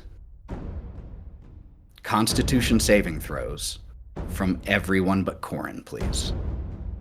DC you're looking for here is 22. He's gonna take 12 psychic damage because the This isn't audacity an to hurt attack. me. Oh, yeah, I'll That's take this. my girl. Yeah, that counts. That's my girl. The audacity of him, and it's just for me and Kaladin because I'm with him. We're right by each other. You know, if this show were more geared towards the Gen Z generation, they would really like the number of hit points Balsable currently has. Yeah. Thank you, Cory. Cory in the background. Cory from the back. Maybe that's Gen Alpha more than Gen Z, if we're being real. What did we get on Or those you're con dead. saves, everybody? Fittingly, Kalista got a natural 1. I got 15. 23. Chaldean, you save. The Are other we looking four for of you, 23? 22 is what you were looking for. So, before I roll this damage, those of you who are dying, I'll get to you in a second. This damage is most relevant for Valkerie and Chaldean. First is the slashing damage. 30 slashing damage to Val and 15 to Chaldean. The poison damage is also 30. I rolled the exact same amount on both 8d6 rolls. I have a question about poison. Tell me. I have immunity to poison and being poisoned. Oh, then you don't take that poison damage. Where is the immunity to poison here? Well, I see it in my defenses. Immunities, poison, and poisoned. Just trying to find it. Where are your defenses listed? Sorry to see them on my sheet. No Up problem. at the top, beside conditions underneath heroic inspiration. Oh, there it is. Thank you. That shifted a little bit. Yeah, you're immune to poison damage, flat out.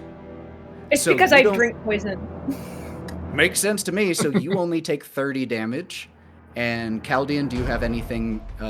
Nah. And so Chaldean, you will also take 30. You take it from being halved, and Valkerie, you take it from it being halved because you don't take any of that poison damage. Now, because this is not a melee attack, it's not a crit, which means it deals 1 failed death save to both Lorwryn and Kalista. Kalista, you were at 2 failed death saves. As these insects begin to eat you alive, what are your final thoughts of life?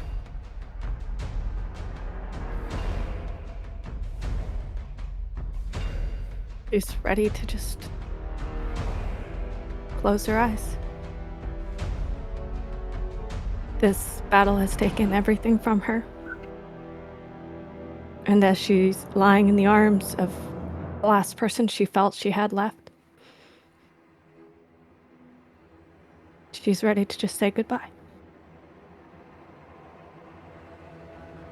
As your awareness sinks away from you, you hear Balzabul's voice, loud enough for everyone to hear, but clearly for you.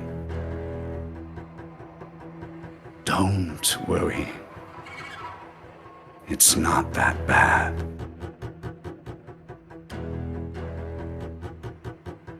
And Kalista dies. And as you feel yourself dying, you hear one more voice, preceded by faint insect-like chittering. Oh, and I shall get you.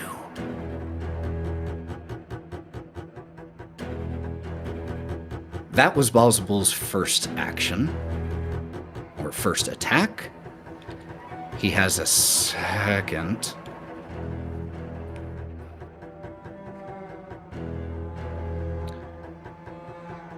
And so is going to use 5, 10, 15, 20, 25 feet of movement to get down 10 feet overhead of Chaldean, and is going to make an attack. I gotta roll against you. Yeah, now you can roll that d10, which might make a big difference here. Got a 29. 4. Does a 25 still hit you, Chaldean? Yeah, it does. Hey, you're a cleric That's at level so high. 17. It's possible it didn't. His face. I'm trying that. No, you're A doing great. total of You're doing great. 34 more points of damage to you, Chaldean. Slashing and poison, and your charisma, I maxed it again, is reduced by another 4. You take 6 psychic. How dare you? Not in my presence. Yes. How's the fucking go list? He's sexy. Stop hurting him. Uses his final moments of his turn, casts Major Image above his head, and Korrin, Valkerie, and Chaldean, you see the low terrace. You see people screaming, running for their lives, as dragons of all different hues descend and feast. They didn't have a chance against these creatures. Well, if I'm going to lose, it makes me happy to know you lost too. Kaldian, you are up.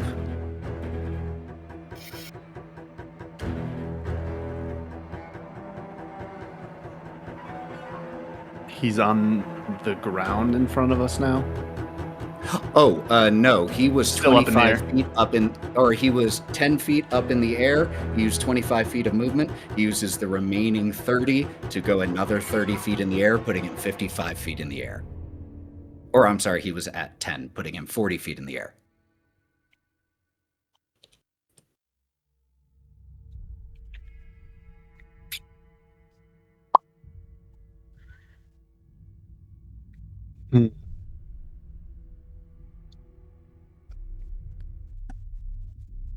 How much range does this have? Oh, shit.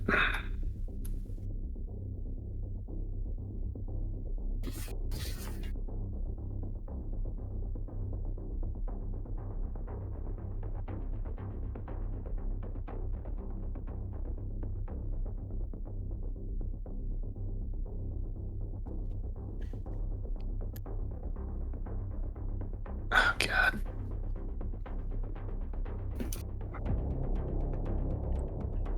Kaldian will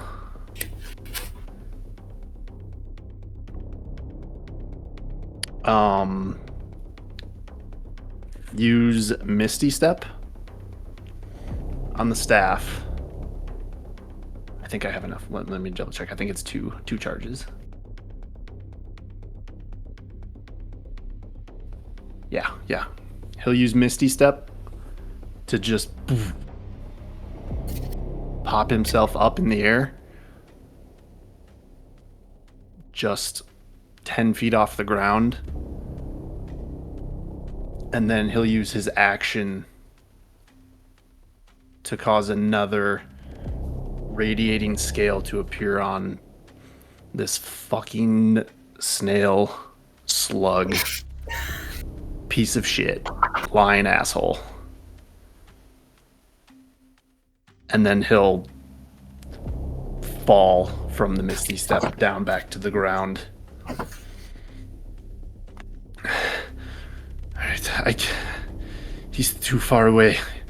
You have to get him, he says to Valkerie. Is that the end of your turn? I'm gonna move a little bit to the left.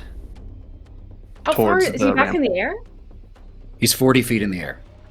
Oh no. Yeah.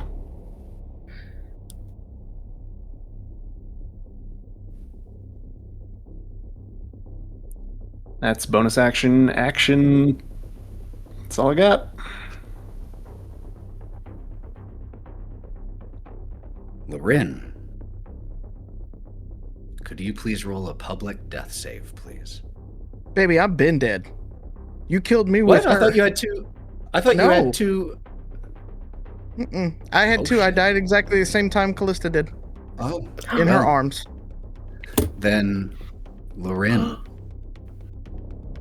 as you hear the chittering, you feel this body growing cold. You see Kalista use her final bit of life force to help your allies. What are your final thoughts on this plane? We did the best we could. We did everything we could. And she doesn't hear what Kalista hears. So her final thoughts is once again the silent prayer. Even though she talked to her, she's just wanting to make sure. And just begging that they can catch Kalista before she gets to hell.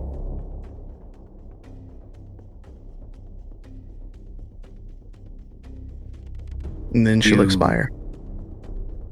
Don't hear your mother's voice, but she doesn't always communicate to you in words. You gain an understanding. You understand that she is speaking to Kalista, and you also understand that you owe her a great debt.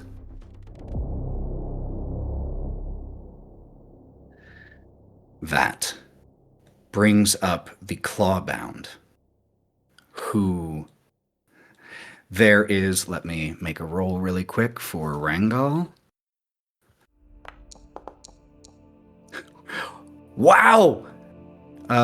With a 23 on the nose, which is Balzabul's AC. Finally. One of the large javelin-like arrows from the ballista pierces into him, fired by Rangal from the ballista on the southwest corner, dealing 17 non-magical damage, so that will be halved to 8. He's vulnerable. That will actually be 17 then. Wait, why is he vulnerable? Oh, Because wait, he's he's ugly? vulnerable. He's vulnerable. Not it gets rid of his resistance. He's vulnerable. So instead of it only dealing 8, because of your channel divinity, it deals 34 points of damage.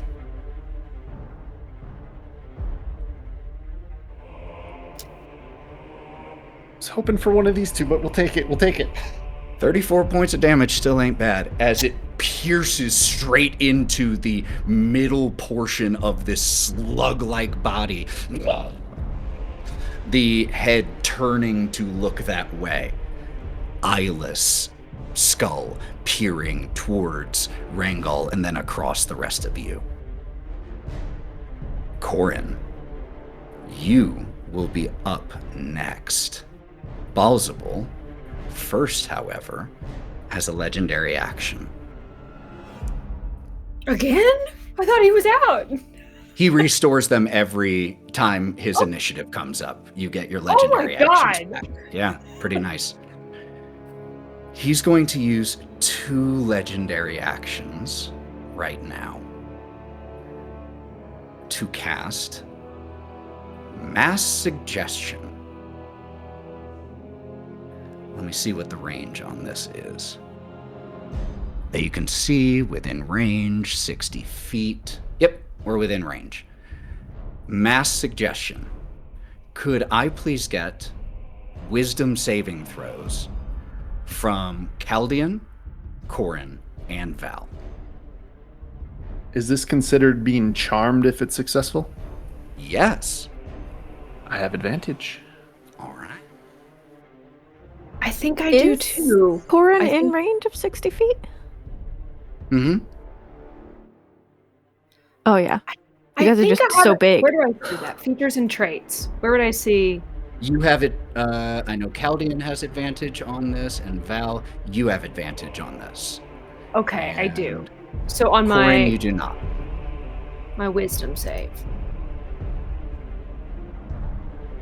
All right, I'll go with my 14. What did I need to get? The DC here is 25.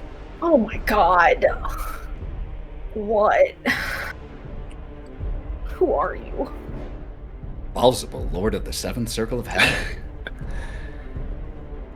You're a slug. You all should tend to your dead and wounded and leave this battlefield behind.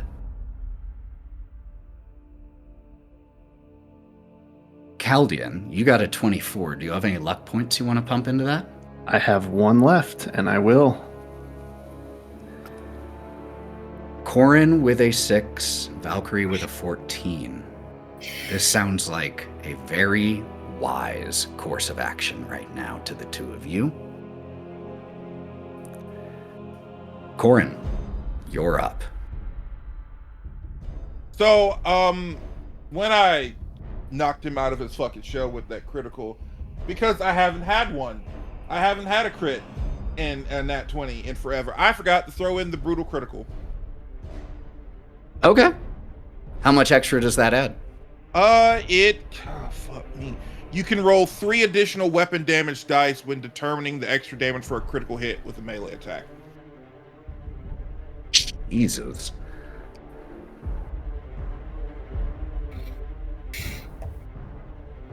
All right, where is your brutal critical? Just underneath, under features and traits, underneath Feral Instinct, above Mighty Feral Info. Instinct. There we go.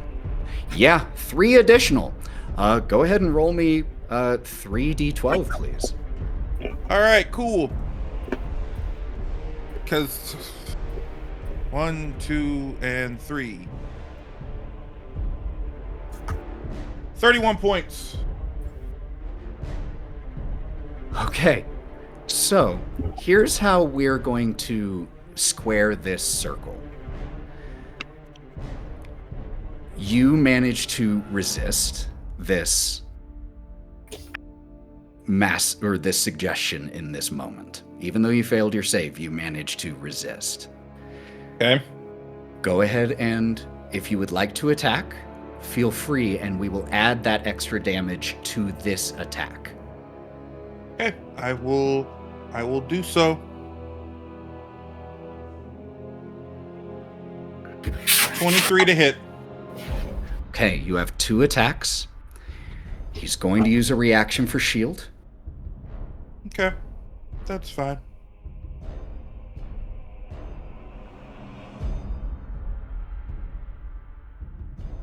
$33. That will hit. Okay. So, do you want me to... Do I pump the Elemental Cleaver in for that, too? Yeah, roll your normal damage, because that extra 31 is on top of this, because that's damage you've already should have dealt. 13... 2d6. You essentially got a legendary resistance from that. Bet. Alright, so 13 plus 6 plus 4, that's 23 damage. Plus the 31 you already did with the previous 31. damage. 54! Korrin, could you please paint me a picture as to how you sever Balzabul's connection to this plane of existence? Oh, you don't understand. Korrin hears the suggestion, but looking over at the dying bodies of Kalista and Lorwryn, looking at the body, the remnants of... the remnants... I'm getting excited. The remnants of my nephew, my metal boy. And not even knowing where the fuck Shin's body is. Like I said to you, you slug, ugly fuck. You are going back to your fucking room, you piece of shit. And she hits it, and you just hear thunder, thunder, thunder. And when I tell you she beats this thing, and it glows bright blue. And what you see, what the audience sees, are all of her friends that have died on this battlefield behind her, as they all help in some sort of way, narratively, to yeet that axe straight to its fucking dome. And when you see it going by, it... and you just see a bright red line across the screen and comes back to me. And when he looks at me, he realizes he is dead at that point. Where your axe severed this slug-like body in half, it begins to dissolve into a horde of flies. Just a tornado consuming the flies itself, beginning to feast on the remainder of the body as a frustrated A frustrated scream is the last sound that you hear before the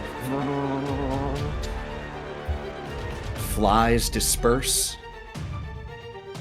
and there is a clang, clang, clang, clang, clang, clang,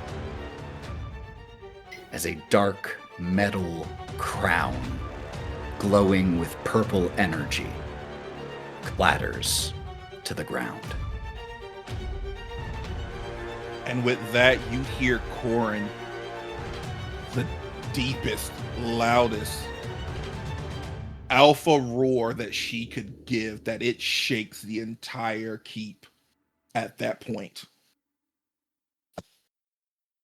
With the sound of this reverberating roar echoing across the grasp, across the belt of the world, the Lord of the Seventh Circle of Hell is removed from Ivor.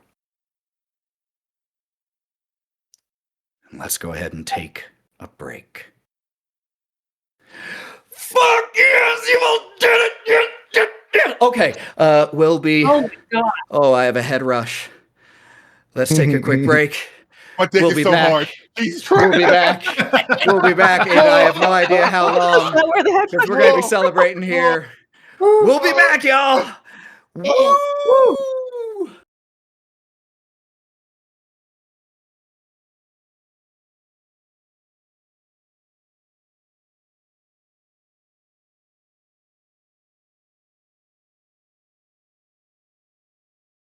That was fucking movie magic. Note for Ethan, we are not back yet. This is me allowing some of this to be recorded on video so that I can move it to the decompress afterwards, because we're kind of decompressing right now. Oh, God. Holy shit. So, I'm on so that happy never the wizards were together. Hi, Patreon. so No. cute. No. Yeah. Hey, Patreon. We're in the middle of the session, all stress/celebratorily drinking. Slash drinking way too much Let's mid-session. do it. Are we filming this now? Guys, to defeating balls a bitch. Yeah! Yeah! 2 out of 7 are down, babies! Fuck you, Barbara And it Ann. only cost us 4 of us. Hey, man, that was so close to costing a lot And a more. lot of tears. And a lot And of It now I only get cost to- us a lot more. Now I get to hold my TPK idea in my back pocket for if it happens in the future. For the next fight. What Ethan just basically told us is like, one day I'll kill all of you at once. One day. No, he just said when it happens. He didn't say Yeah. if. What's the He fuck? said if and He said Look at win me. at the start of the show. Yeah. Win. I said when. not if or when. If and When. and when. That is important. Well, I was Oh. talking with Aaron, because we've all been stress talking with each other over the past week, but I was talking with him. We were talking about the charisma drain and all of that. And I was like, just wait for sloth and gluttony. Woof. Mm-hmm. I can't wait for Also- lust, to be honest. Possible Can was we one of move the to lust? smartest, We need a not change one of the most pace. powerful. The fuck I you mean, mean? yeah. Half of us are dead. Half of us are I really need a fucked up right Splinechy now. fucking dungeon, please. So I have a question for you all. This is just a session question, and that is, we obviously just hit the end of a very stressful combat. How much longer do you all want to continue for this evening? Here for the long haul, man. I'm good to go. From a editing standpoint slash like high, like that's a pretty good episode end, to be honest. Like, I mean, so, I can don't always know. cut episodes. I've done that twice already. Yeah. And turn them into I would part say one even and if part we two. do, if you guys do continue on, I would definitely cut that as a photo finish. Like that's such a fucking good It's a end. beautiful ending. Such a good end. God, It's pretty damn, photo that's- finish. I have a meta question. Do Kalista and Lorwryn want to come back? Or do they want to be gone? Like that's kind of my question on I'm going to like, I'm going to ask that for right now, Kalista and Lorwryn We're not answering that hold question. off on answering We're not going to answer that question until it anyways. becomes relevant as to what, because otherwise your character might not try. if they say no. So that'll be up to their souls. Okay. And it's Well, I can't entirely up to revivify you as anyone. players. Well, yeah, but Chaldean can. The Chaldean can. So that's. I don't know these people. Fuck them. I mean, that's fair too. Though you definitely know who Kalista Leavet is. That's for sure. Yeah, you know me. I know you. I'm like, now I But get to whether be or not you boss. like me is the question. He's like, this was my promotion. How much Let's do put I? Jaeger back. Oh yeah, totally. Aaron can play Hey, 2 characters. I mean, why not? You can do it. Jaeger. just put on a Jaeger hat. could be his homunculus or whatever you call it. You just take the artificer what? class and have Jaeger as your steel defender.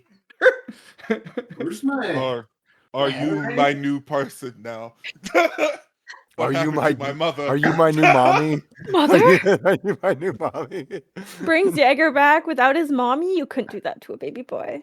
You want me chose to to bring run this off. one back? Yes, I want to bring that one back. I don't know if we can do that. We should do that. Jaeger, what happened? To you while Actually, you were can. I don't want to do that. I don't wanna- Your voice sounds different. After that, Jaeger can stay dead. That's fine. He can stay dead. Damn. Oh. I do like this mask though. It's too small. You should have worn it the whole time you were Jaeger.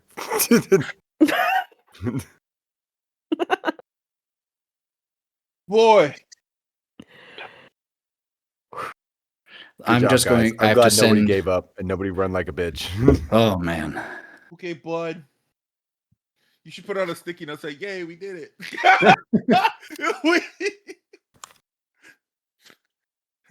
Shin dead. We did it. Yeah. Shin avenged. We gotta figure out what the slug dropped besides the crown. Anything else? So we gotta figure out. A bunch of fat loot. Yeah. New swords, new bows, new all kinds of shit. You guys spend the next minute looting bodies instead of resurrecting. It's just Korrin. It's Korrin trying to like, okay, I'm just gonna just one leg try to step over, like without falling down the hole. Oh, I could jump that. I don't know if you can jump that. That's pretty far, and you're down now. I think you're gonna have to use the stairs, Korrin. The fuck stairs? I can stay raging. I can just be big for how long as I want. That's true. It's my Just choice to take be the stairs big. 5 at a time. Take 5 at a time. It's just one shot. I'm done. Ugh. Come here, Robbie. Yeah. Oh. Good boy. Come here. Oh, sweet boy. Hello, sweet boy. Boy. Also, I'll be announcing this on stream as well, but y'all have leveled up.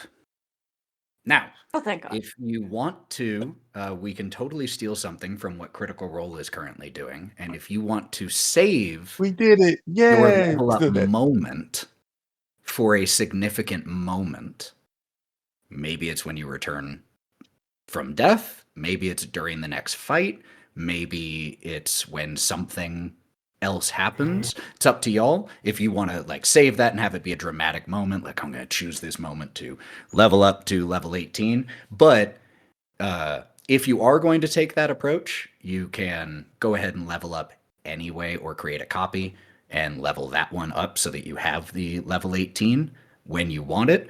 If you're going to level up before then, feel free at any convenient time.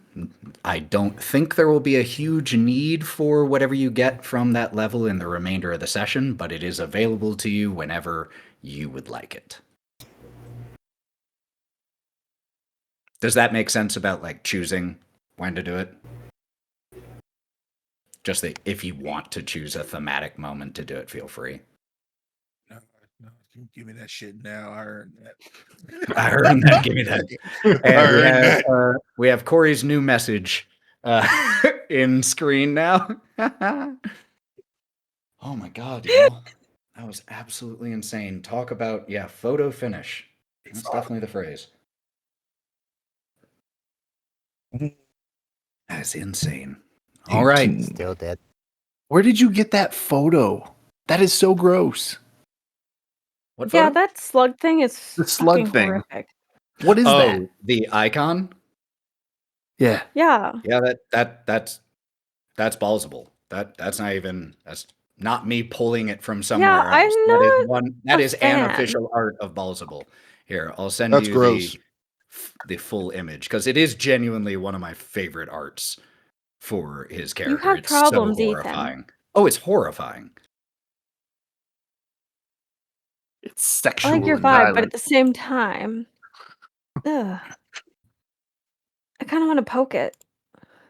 Don't poke I it. did. You did. You did. You I poked, did. you poked it a lot. Oh, he's All on right, his y'all. back in that one. That's gross.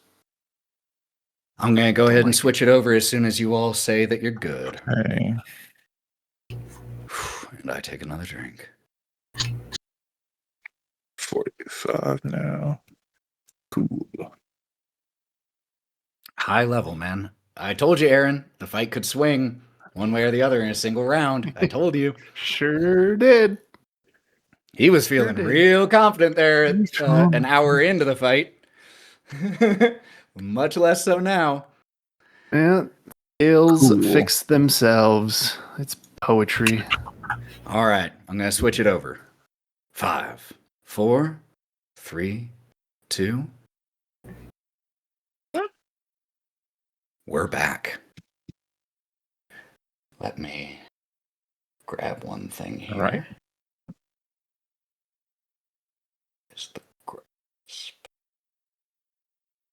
Go. Just needed my proper ambiance.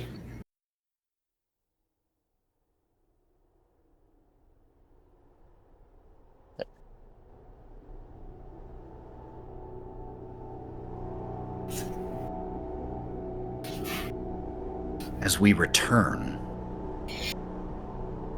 the Clawbound, for the most part, have gathered around where all of you are on the eastern section of the ramparts.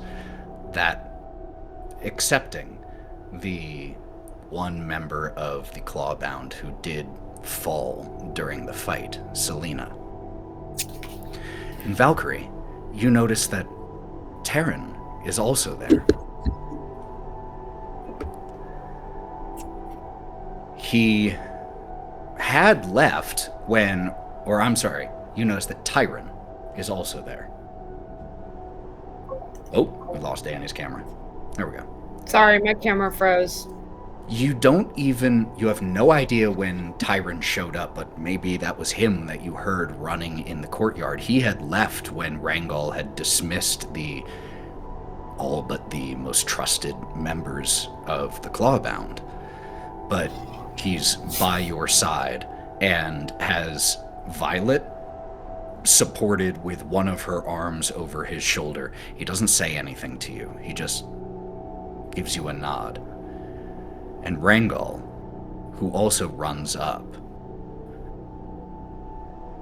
is also silent, but has a look of deep shame on his face and worry as he pulls up just a few feet short of where Kalista and Lorwryn lay, nearly entwined with each other as their bodies begin to cool. What are you all doing? And by I'm gonna you all, run over. I mean Val, Chaldean, and Korrin.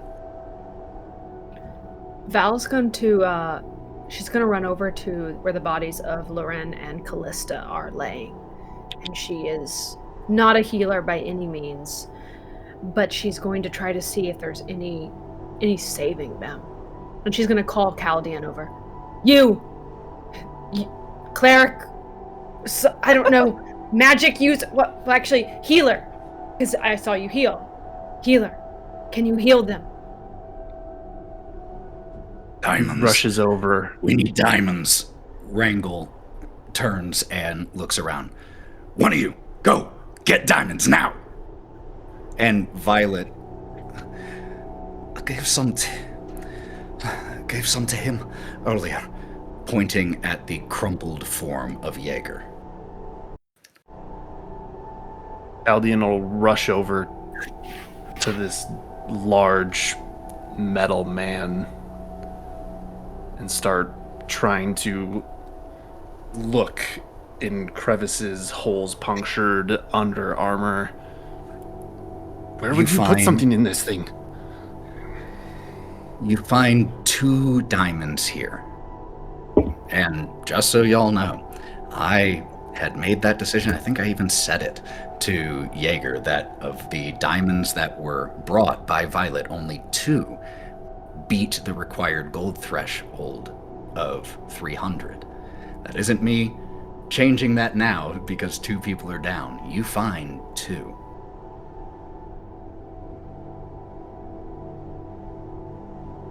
Grabs him up really quickly and rushes over. All right, there's still a little bit of time.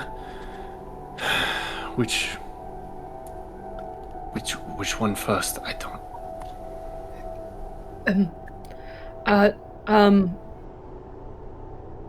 Kalista.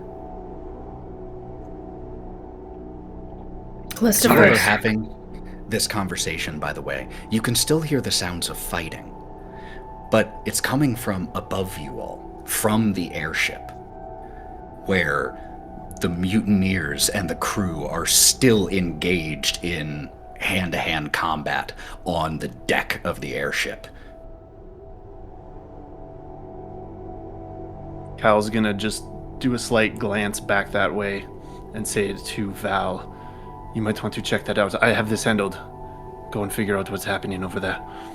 And he'll grab one of the diamonds and start to recite prayers and incantations, and fog starts to swirl around as he'll cast Revivify on the second Thread Warden.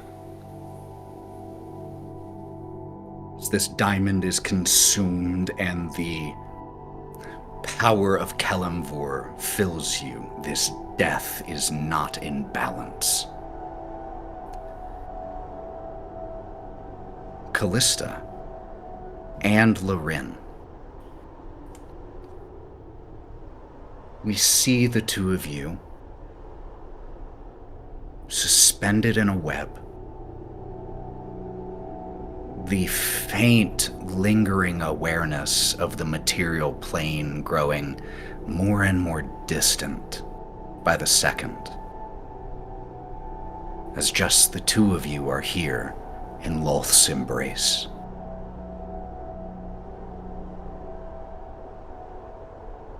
What do you 2 do or say to each other as you find yourselves here in the web?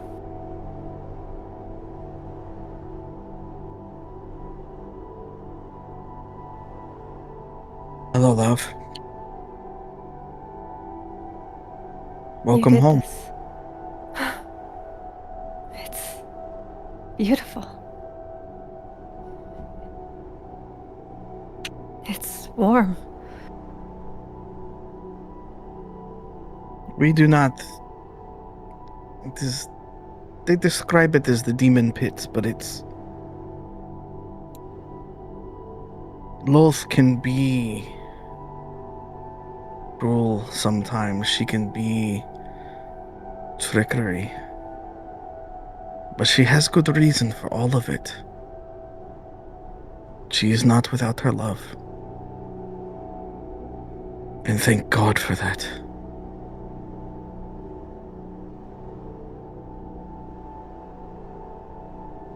Can be beautiful. We will be. I have a wonderful place here. Not as opulent as yours back home, but with some time we can make it wonderful. And we really rest, though. We finally get a moment to rest.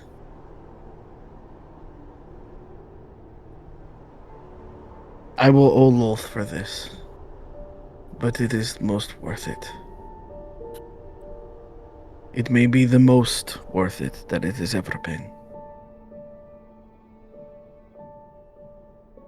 I know that we have not necessarily known each other for very long, but you have reminded me of my mortality in the best of ways, and gave me a reason to fight and try to save Ivor.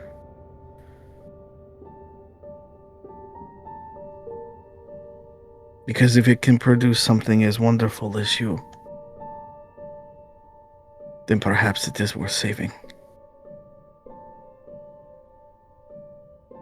And if these webs can produce something such as you, perhaps death isn't so bad.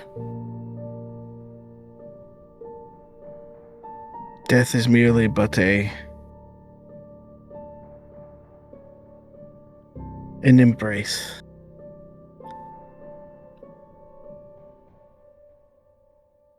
I don't know if I'm ready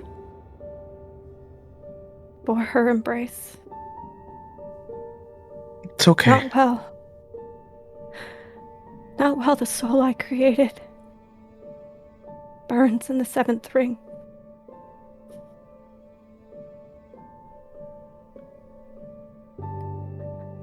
I don't think I can rest yet. A hand But made of silver descends like the arm of someone reaching below the surface of a body of water to save a drowning person. All you have to do, Kalista, is reach out and take that hand.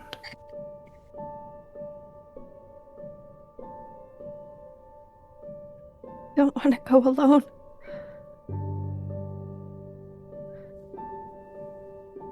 Lorwryn. From below the web, a second hand stretches upward, this one dark, shadowy, elongated, sharp fingernails. All you have to do, Kalista, is reach out and take that hand.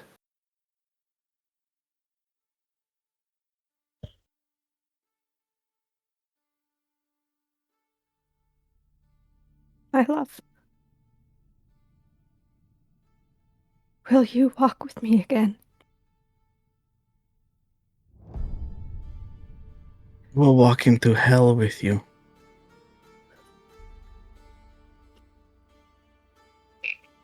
Will you help me save his soul? Of course, my child.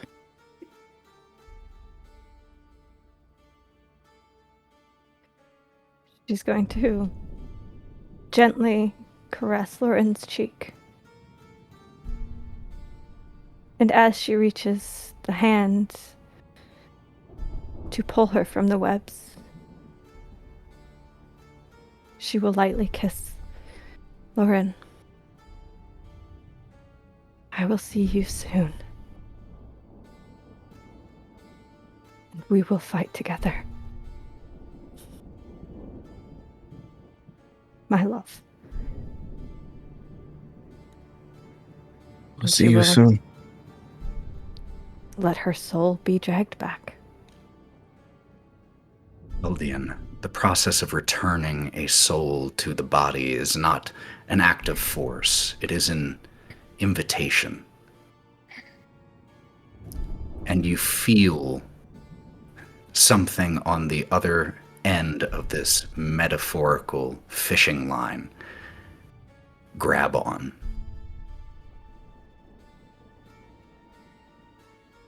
He'll start to pull.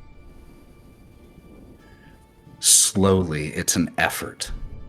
You guide Kalista's spirit back into her material form. And, Kalista, your eyes open.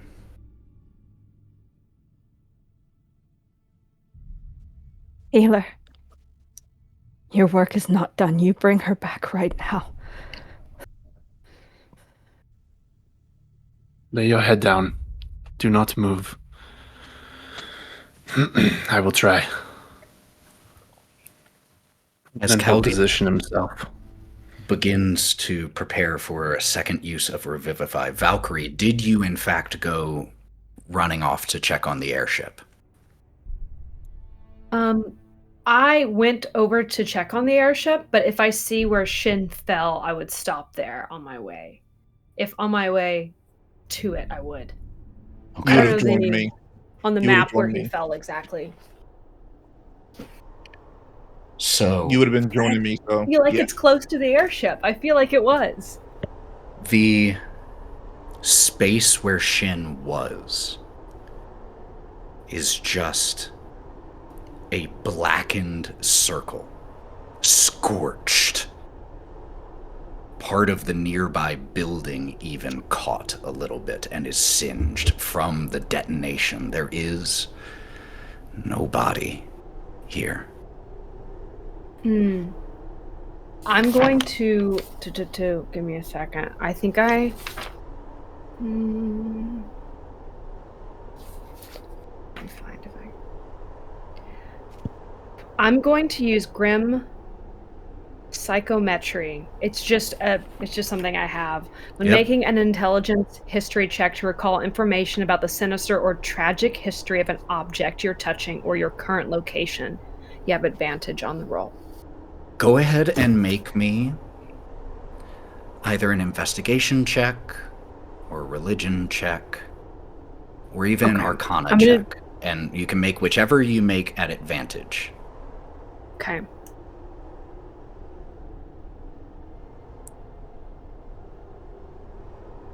$25.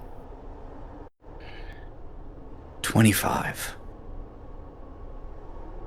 You remember that right before Shin met his end at the hands of Balzabul, he had placed atop his head the crown of Avernus. You aren't sure because you have very limited experience with it, but it's possible that the fact that he had that on his head when he died is the reason there is no body here to be found.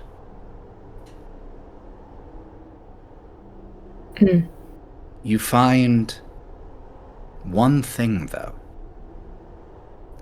A armband that looks like two interlocking rings, almost made of cloud. You'd seen him wearing that on his left, or on his... Which one did Shin lose? His right. Yeah. On his right arm. But that's the only thing of his you can find. I'm gonna pick it up, and you just see me kind of pick it up, almost like I'm scared it's gonna turn into dust in my hands. And if it does, he won't be real anymore, essentially. Like, it's the last thing. And I just say to it, we're going to find you. If you think that death is gonna stop you from annoying us, from serving us tea when we don't want it, from constantly going off and trying to create a gang war in a city, if you think you're going to stop annoying us now, then you have it all wrong. I'm going to slip it onto my wrist. His bracelet. Even feel it. Heldian. You cast Revivify again? He casts Revivify again. As the silver fog rolls in once more and covers Lorwryn's body as the diamond goes over top. Lorwryn,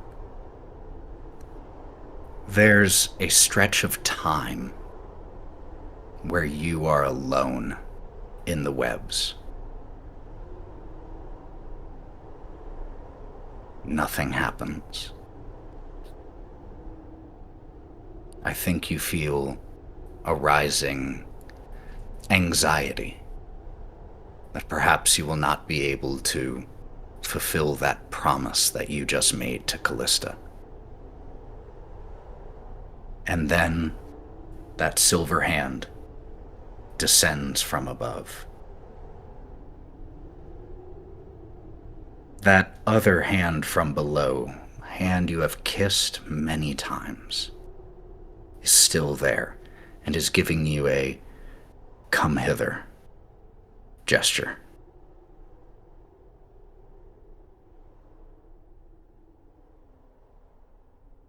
Do you in this moment, Lorwryn, take the hand of your mother, of your goddess, of your love? Or do you take the hand that will lead you back to Kalista?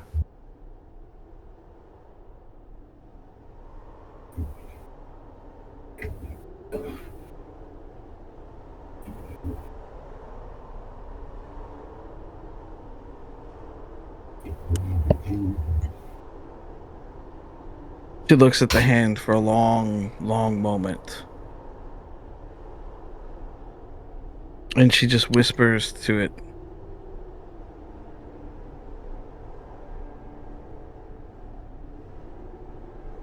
I promised I would finish this. I promised that I would do your bidding on this planet, on this plane. This is not a rebuke of your love,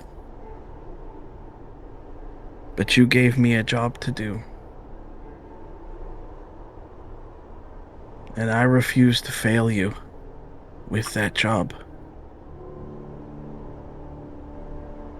You put me on Ivor on purpose.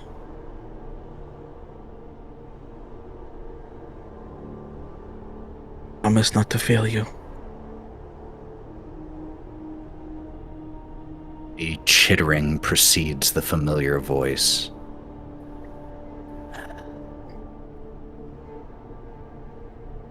I risk myself every time I interfere for you, my daughter. Do not think the font of my generosity unending. Do not fail me again, or you will wish you ended up in one of those blighted circles of hell instead of back in the abyss with me. Am I clear?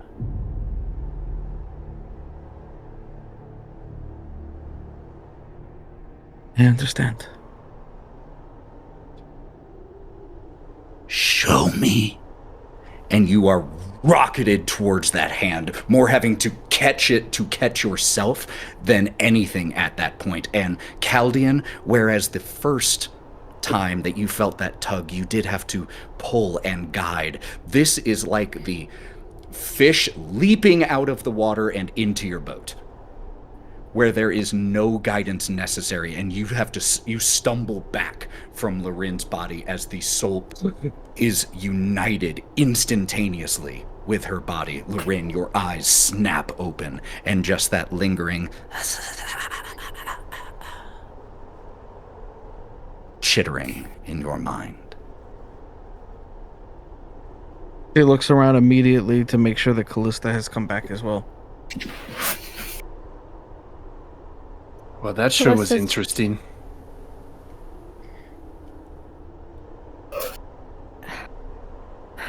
I was worried she wouldn't let you come back. I was too.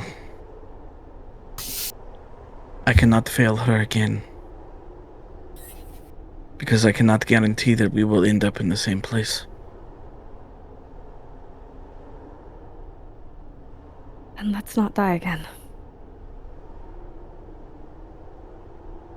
Yes, I did not plan.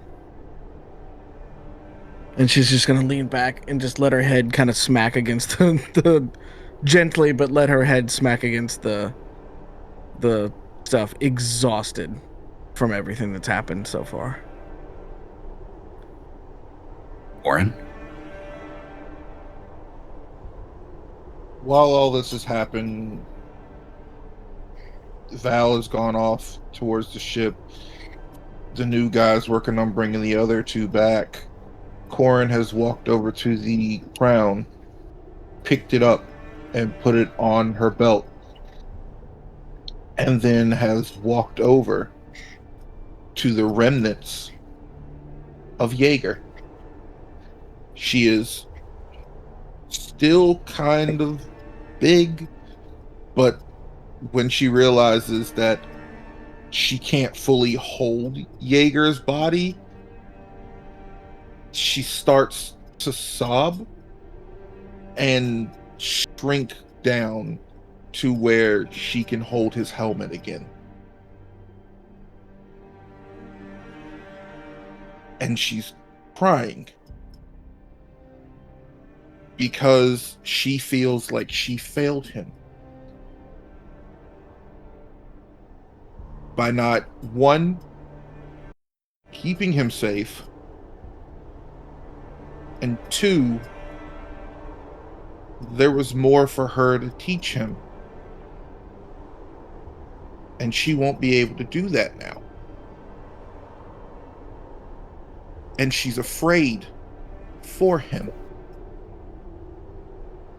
Because she didn't want him to have to do what she did and go through what she did when she died. And that was fight every person she's ever killed. Ever. Every person.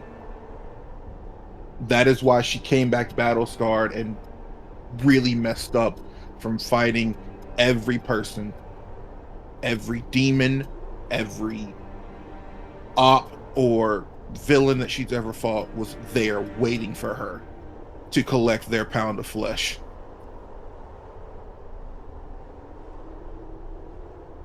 And she knows he's alone now and doesn't know what's going to happen to him, but he's alone. And you see the teardrops drop onto his helmet, and she just lets it out. As Kalista? you're crying, Korrin, Kalista is going to half limp, half crawl towards Jaeger and you, kneeling next to Korrin and placing a hand on her shoulder. I'm so sorry.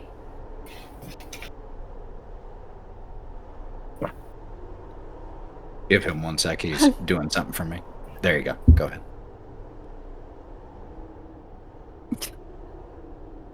Oh no, my fan was kicking into overdrive. He found purpose though, right?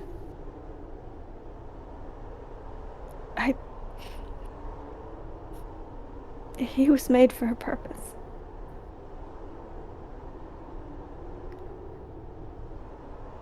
I think he found freedom. I think he found himself. And I think it's because of you that he had the strength to be himself.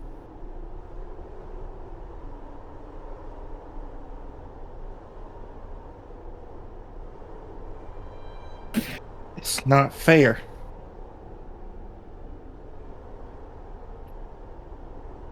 No.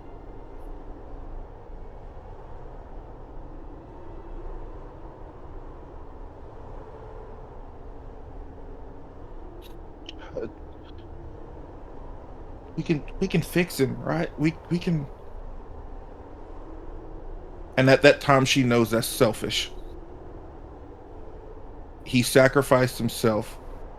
He gave a warrior's death, and to bring him back that way wouldn't be right.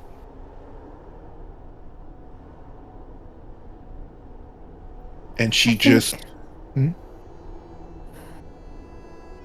I think the best we can do for him is to try to save his soul. Try to preserve that innocence, that light. He was never supposed to exist. Not as he was. He was just supposed to be a tool. A suit of armor to fight and obey. But he was so much more than that. He was so much more beautiful. So special. That every wizard in this world and those beyond couldn't achieve what he was, no matter how long and hard they tried. How many hundreds of years of experience they spilled. I don't think he could ever be born again.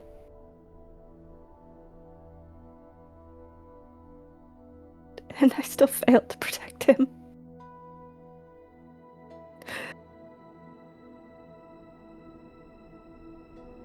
Korrin, I don't know what to do. He and Shin gave us balance. I don't know what to do anymore.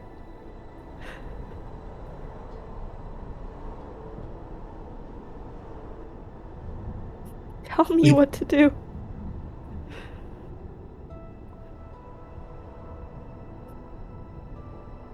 Korrin takes Kalista and pulls her in. We live for them. That's the best we can do. We finish this. And if we have to go into the 9 fucking hells to get baby boy's soul back, I'll do that. We'll do that.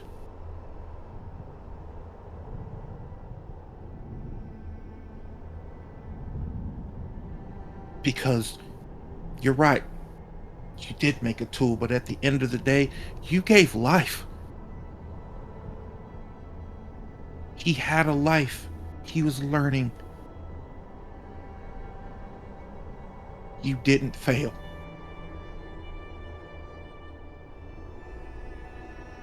And he has a bright soul, and we will find him. Okay? Okay.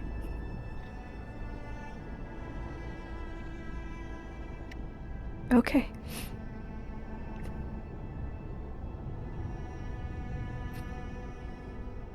And at that point in time, Korrin will put his helmet to the side and reach into Jaeger's chest, where his spark or his soul would have been, and takes that. We keep this until we find him. Okay? Yeah. Okay. And she puts his spark casing inside of her back. There is a blast of a familiar horn, much quieter this time, not needing to announce itself across the mountainscape, from the Queen's Justice. And the rope that had already been tossed down for Chaldean, a goblin grabs hold and begins to slide down the rope. Dressed with a vest rolled up sleeves of his shirt, has a flat cap on and raises a hand in greeting as he begins to approach towards where the rest of you all are.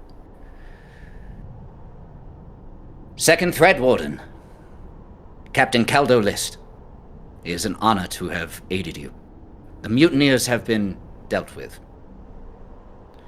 Samson Stern is in custody. Captain Stern, unfortunately. Well, the Queen's Justice awaits your instructions. Where to, Second Thread Warden?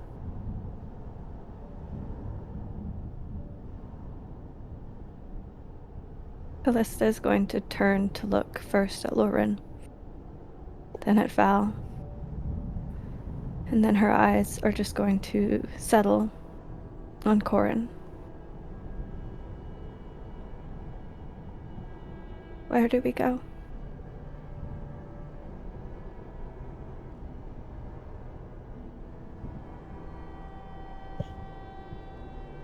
Blaze of Virtue.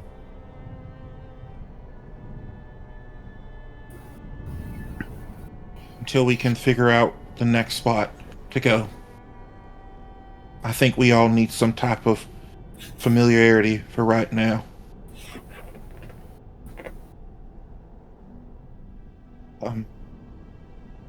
If that's all right. Blaze of Virtue? Where's that?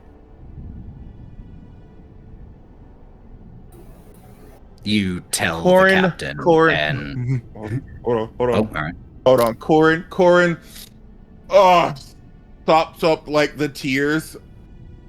What do you mean you haven't heard of Blaze of Virtue? It's like the #1 retail place to be. All the adventurers know where that is. It's over there. All right, and everyone's welcome when you show up. It's your home away from home. Looks the direction that you point. West. Does that meet with your approval, Second Thread Warden? And then turns to look at Chaldean. Lord Halicent? Kalista. That name, there is no question as to that name. Halicent is the family name of the Queen's family.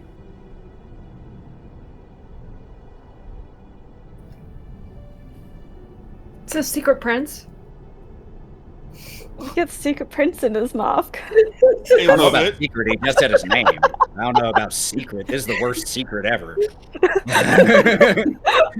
I'm sorry, me and Danny have read too many fantasies, so we're going the same place here. Ethan, can I have bat wings? Can I have bat wings really quick? Give us a fake prince, baby. I want to be a zaddy. I saw her face. She went the same place as me there. Lord Halicent, Second Thread Warden. West? Let us maybe rest for just a bit. There are still many injured around. We will collect ourselves and then be on.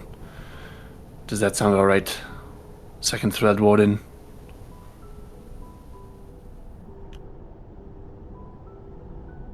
There's a moment where the old Kalista kind of bleeds through for a minute.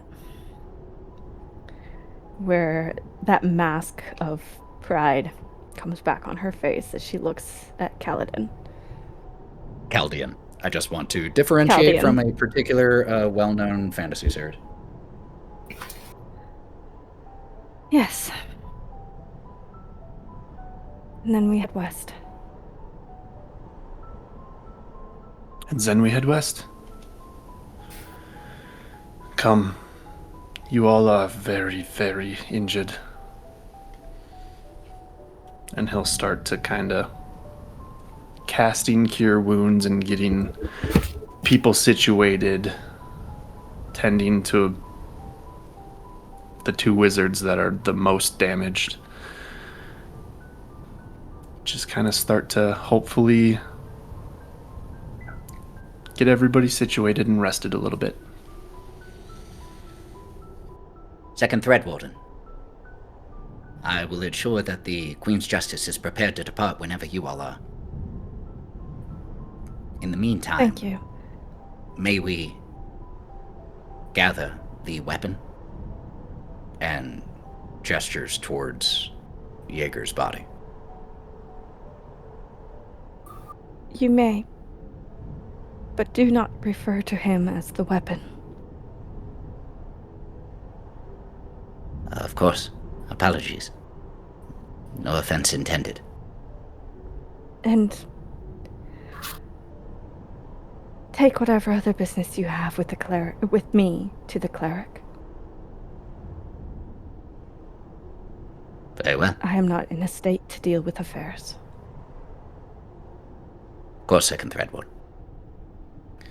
Turns around and, before even getting up the rope, begins to shout orders for the gathering of Jaeger as the Queen's Justice begins to move into position to pull Jaeger up. We see members of the crew descend and gather long chains that are lowered from underneath the ship with hooks. And it takes a lot of them to get Jaeger's body into position to be able to be lifted. But the hooks are placed under his armpits, and as the airship, the Queen's Justice, lifts slightly, the body of Jaeger is lifted, suspended below this airship. And as we see the five of you recovering, licking your wounds here in various parts of the grasp, Rangal speaking with Valkerie, Kalista, and Lorwryn together. Before we close, where exactly do we see all of you in the grasp in this closing moment? Let's start with Korrin. What are you doing? Where are you? Inside, in the courtyard, on the ramparts? Korrin is still on the ramparts outside, just kind of staring at Jaeger's spark casing. And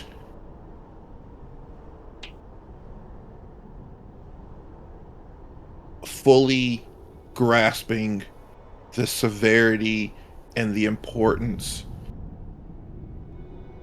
of what we're doing.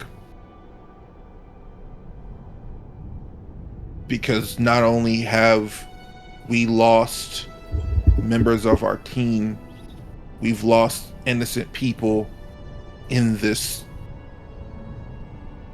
stupid invasion of Avernus's finest. And it just sits in her like a gravity well.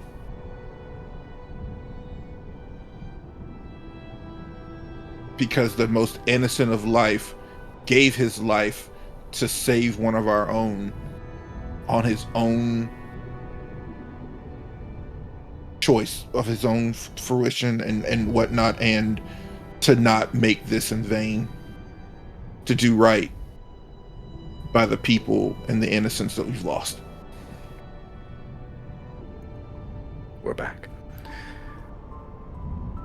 Valkerie, as the focus shifts to you, what do we see you doing? Rangal approached you to speak to you. So he does approach me, but I turn away from him. And what you see is you actually see me go back to the barracks that I used to have, essentially, a very small room inside of the grasp. And it's at the very top of the tower. As you walk away, heading back to your familiar barracks, we see Rangal just for a moment, having walked over to you, you turning his back. He reaches a hand out as if to stop you and then lowers it. And just stands there, the wind blowing his hair as his one good eye looks down in shame and remorse.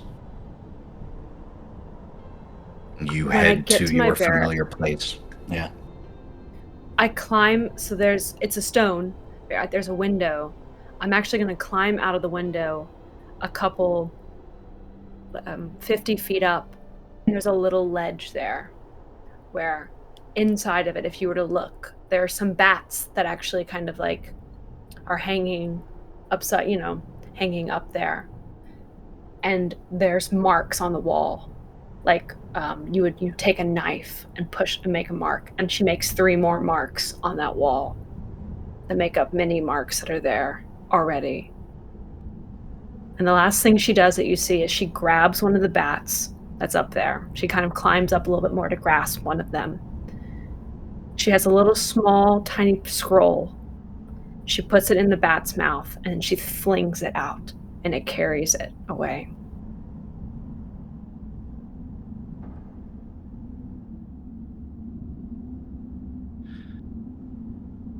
Chaldean Halicent. What do we see you doing? After the initial healing everyone up so they're not on death's door, you would see him pacing along the ramparts, looking at where an ice devil fell and a clawbound fell and blood scattered, and finally ending up at the resting place of the giant slug. And as he's going from place to place, he's incanting under his breath and dropping bits of iron and emptying a little bit of holy water on the ground as he is making the space safe in his mind and his gods for an area that was tainted by such evil and needs to be restored. Are you outside at this moment, or are you inside the grasp itself? I would say he would still be on the outer walls doing a perimeter, and when he ends up, he would end at Balzabul's demise, that spot where the crown is.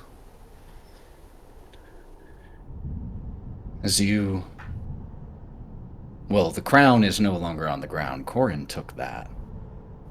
Oh, Korrin took the crown. Okay. Which, by the way, Korrin, as you grabbed that, just touching it filled you with absolute disgust. And you had to hustle to put it onto your belt to stop touching it. Kalista? Oh, yeah. Chaldean? Could I do one more thing? Of course. If that's okay? Of course. Once he finishes the rituals of the essential graveyard that this place turned into, he would sit on the ground with his staff across him, and he would cast Commune. And he only needs one question. Is what Balzabul showed us true? Are there dragons terrorizing and consuming the fourth terrace?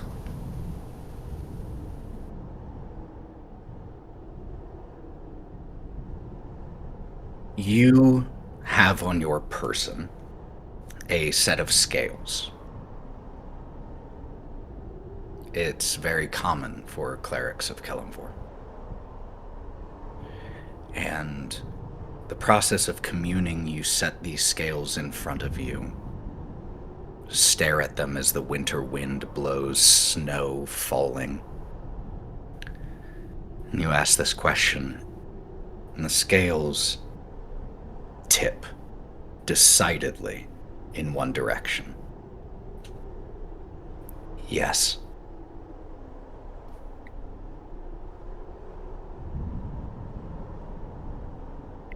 And in that moment of pure horror in his eyes and his heart, he's going to try and divine intervention. Holy shit, let's do it. So well, what level are you as you do this? I think at that moment, with his connection to Kelemvor, it would elevate him a little bit higher. Still need an 18 or under. You level up to level 18, meaning that on a D100, an 18 or below is a success. Let's roll it. And what he's asking for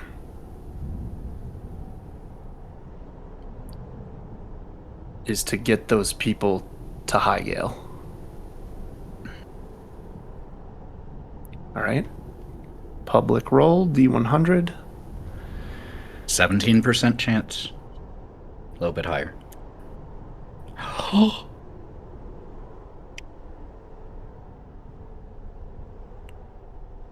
Oh my god.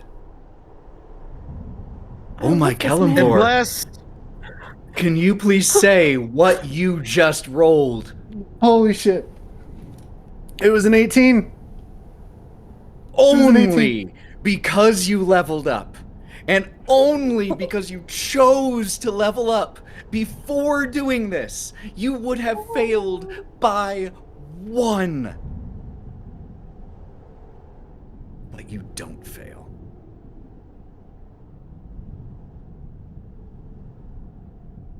You don't see what happens.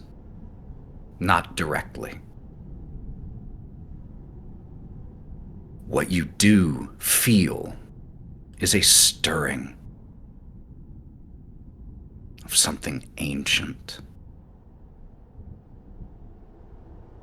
That ancient something gains the awareness that on this world, with the return of the hungry dragons, the balance of life and death has been unbalanced, and that cannot stand.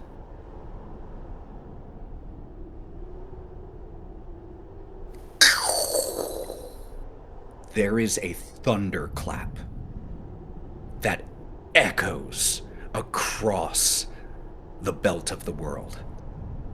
From the blaze of virtue all the way to the opposite end of Ivor, anyone dwelling on the belt of the world hears this thunderclap.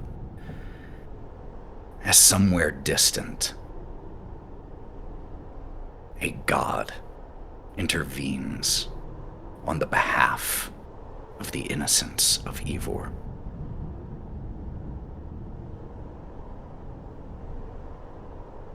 And I think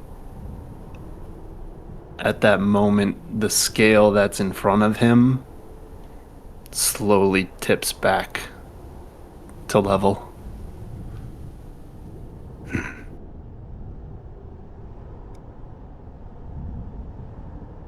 Lorwryn and Kalista. Would the two of you be together, or would you be separated? He was off. Together. And she was off doing some other things, yeah. We can get back together. Okay. Where do we see the two of you? Inside, outside? Lorwryn would like to go over. There's still a pile of ash and things where Shin was, correct? Scorch is more accurate. But yes, There are cinders Yeah. here. She will, holding Kalista's hand, she'll go over to that area of it and kneel down, and she starts sort of just singing and drawing on the ground at the same time. And she sings just quiet enough only for like her and Kalista to hear. And she just sings the words, "What a damned after all." And she starts drawing. "When our brothers in arms are gone. So raise your glass high, for tomorrow we die, and return to the ashes you call." And when she stands back up from singing this piece, there's just a flower, a lily drawn on the ground, where Shin used to be. Kalista, you watch Lorwryn do this. Valkerie, from where you are inside your barracks, where you had just sent off that messenger bat, you see a light in the dark room begin to pulse. And you realize it's coming from your sword. The blade of Zariel is pulsing. And Lorwryn and Kalista, you see that flower that you had drawn in the ground, in the ash, the cinders, begin to catch fire.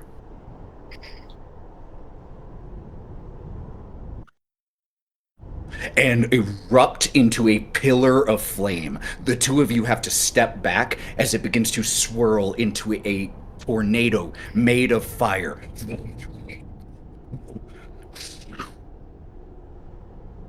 And as the fire settles and dissipates, Cory, who do we see standing there?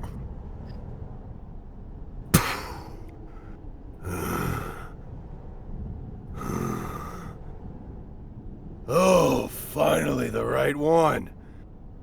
God damn, that took a long time.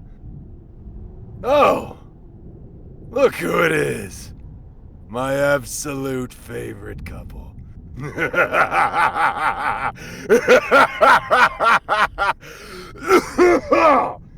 Shit! Oh. There's still dragons around? I was gonna kick the shit out of some dragons. Also, I gotta pee. I've hopped Could you please describe how you look in this moment? What stands before you is Shin, but not Shin. He looks 20 years younger. He's 6 to 7 inches taller, and a mass of muscle and burning veins. His skin is now no longer the tan that it was. It is a ashy pale, and the crown of Zariel sits upon his head and has fused into his skull, and out of it is 2 horns made of gold and heat. He is a monster of a man. As this figure materializes from the flame in front of you, Lorwryn? Lorwryn leans over to Kalista and goes, "You see why you liked him?" Almost disappointed I'm batting for the other side now. I feel like they both turn their, cock their heads a little bit to the side like that as he... And as we see... Shin? Oh, yeah, go ahead. Are you still willing to be my soldier?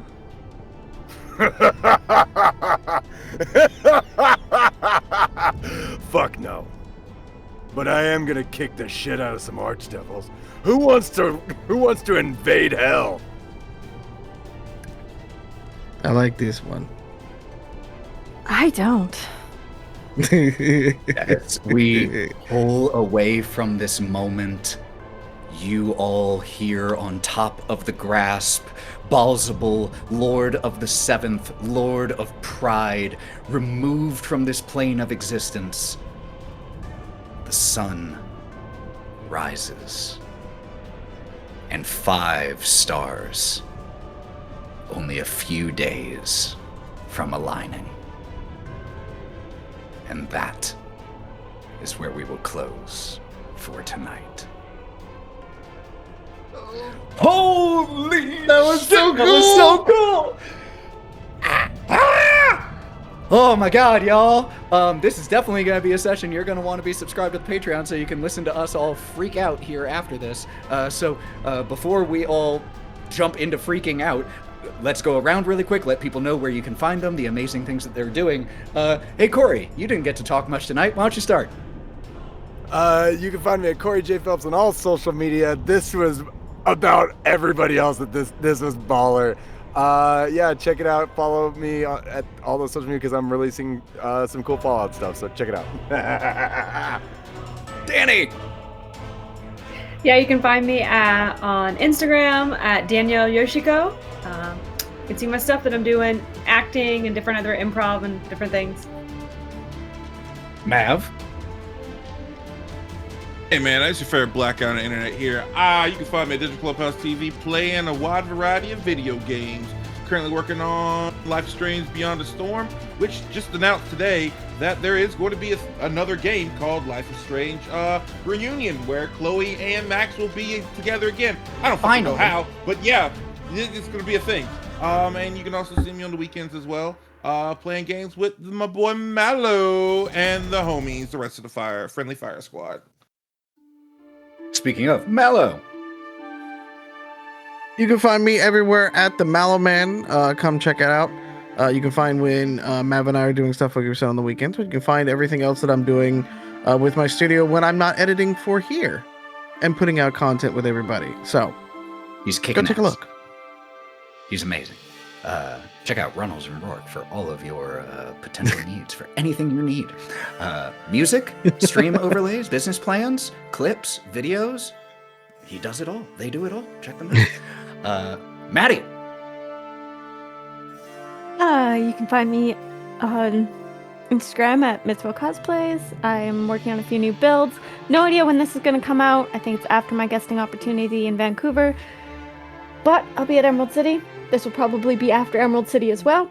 But yeah, find me at some con. I don't fucking know. But I'm working on a couple Critical Role builds and hopefully some more Warhammer Fantasy.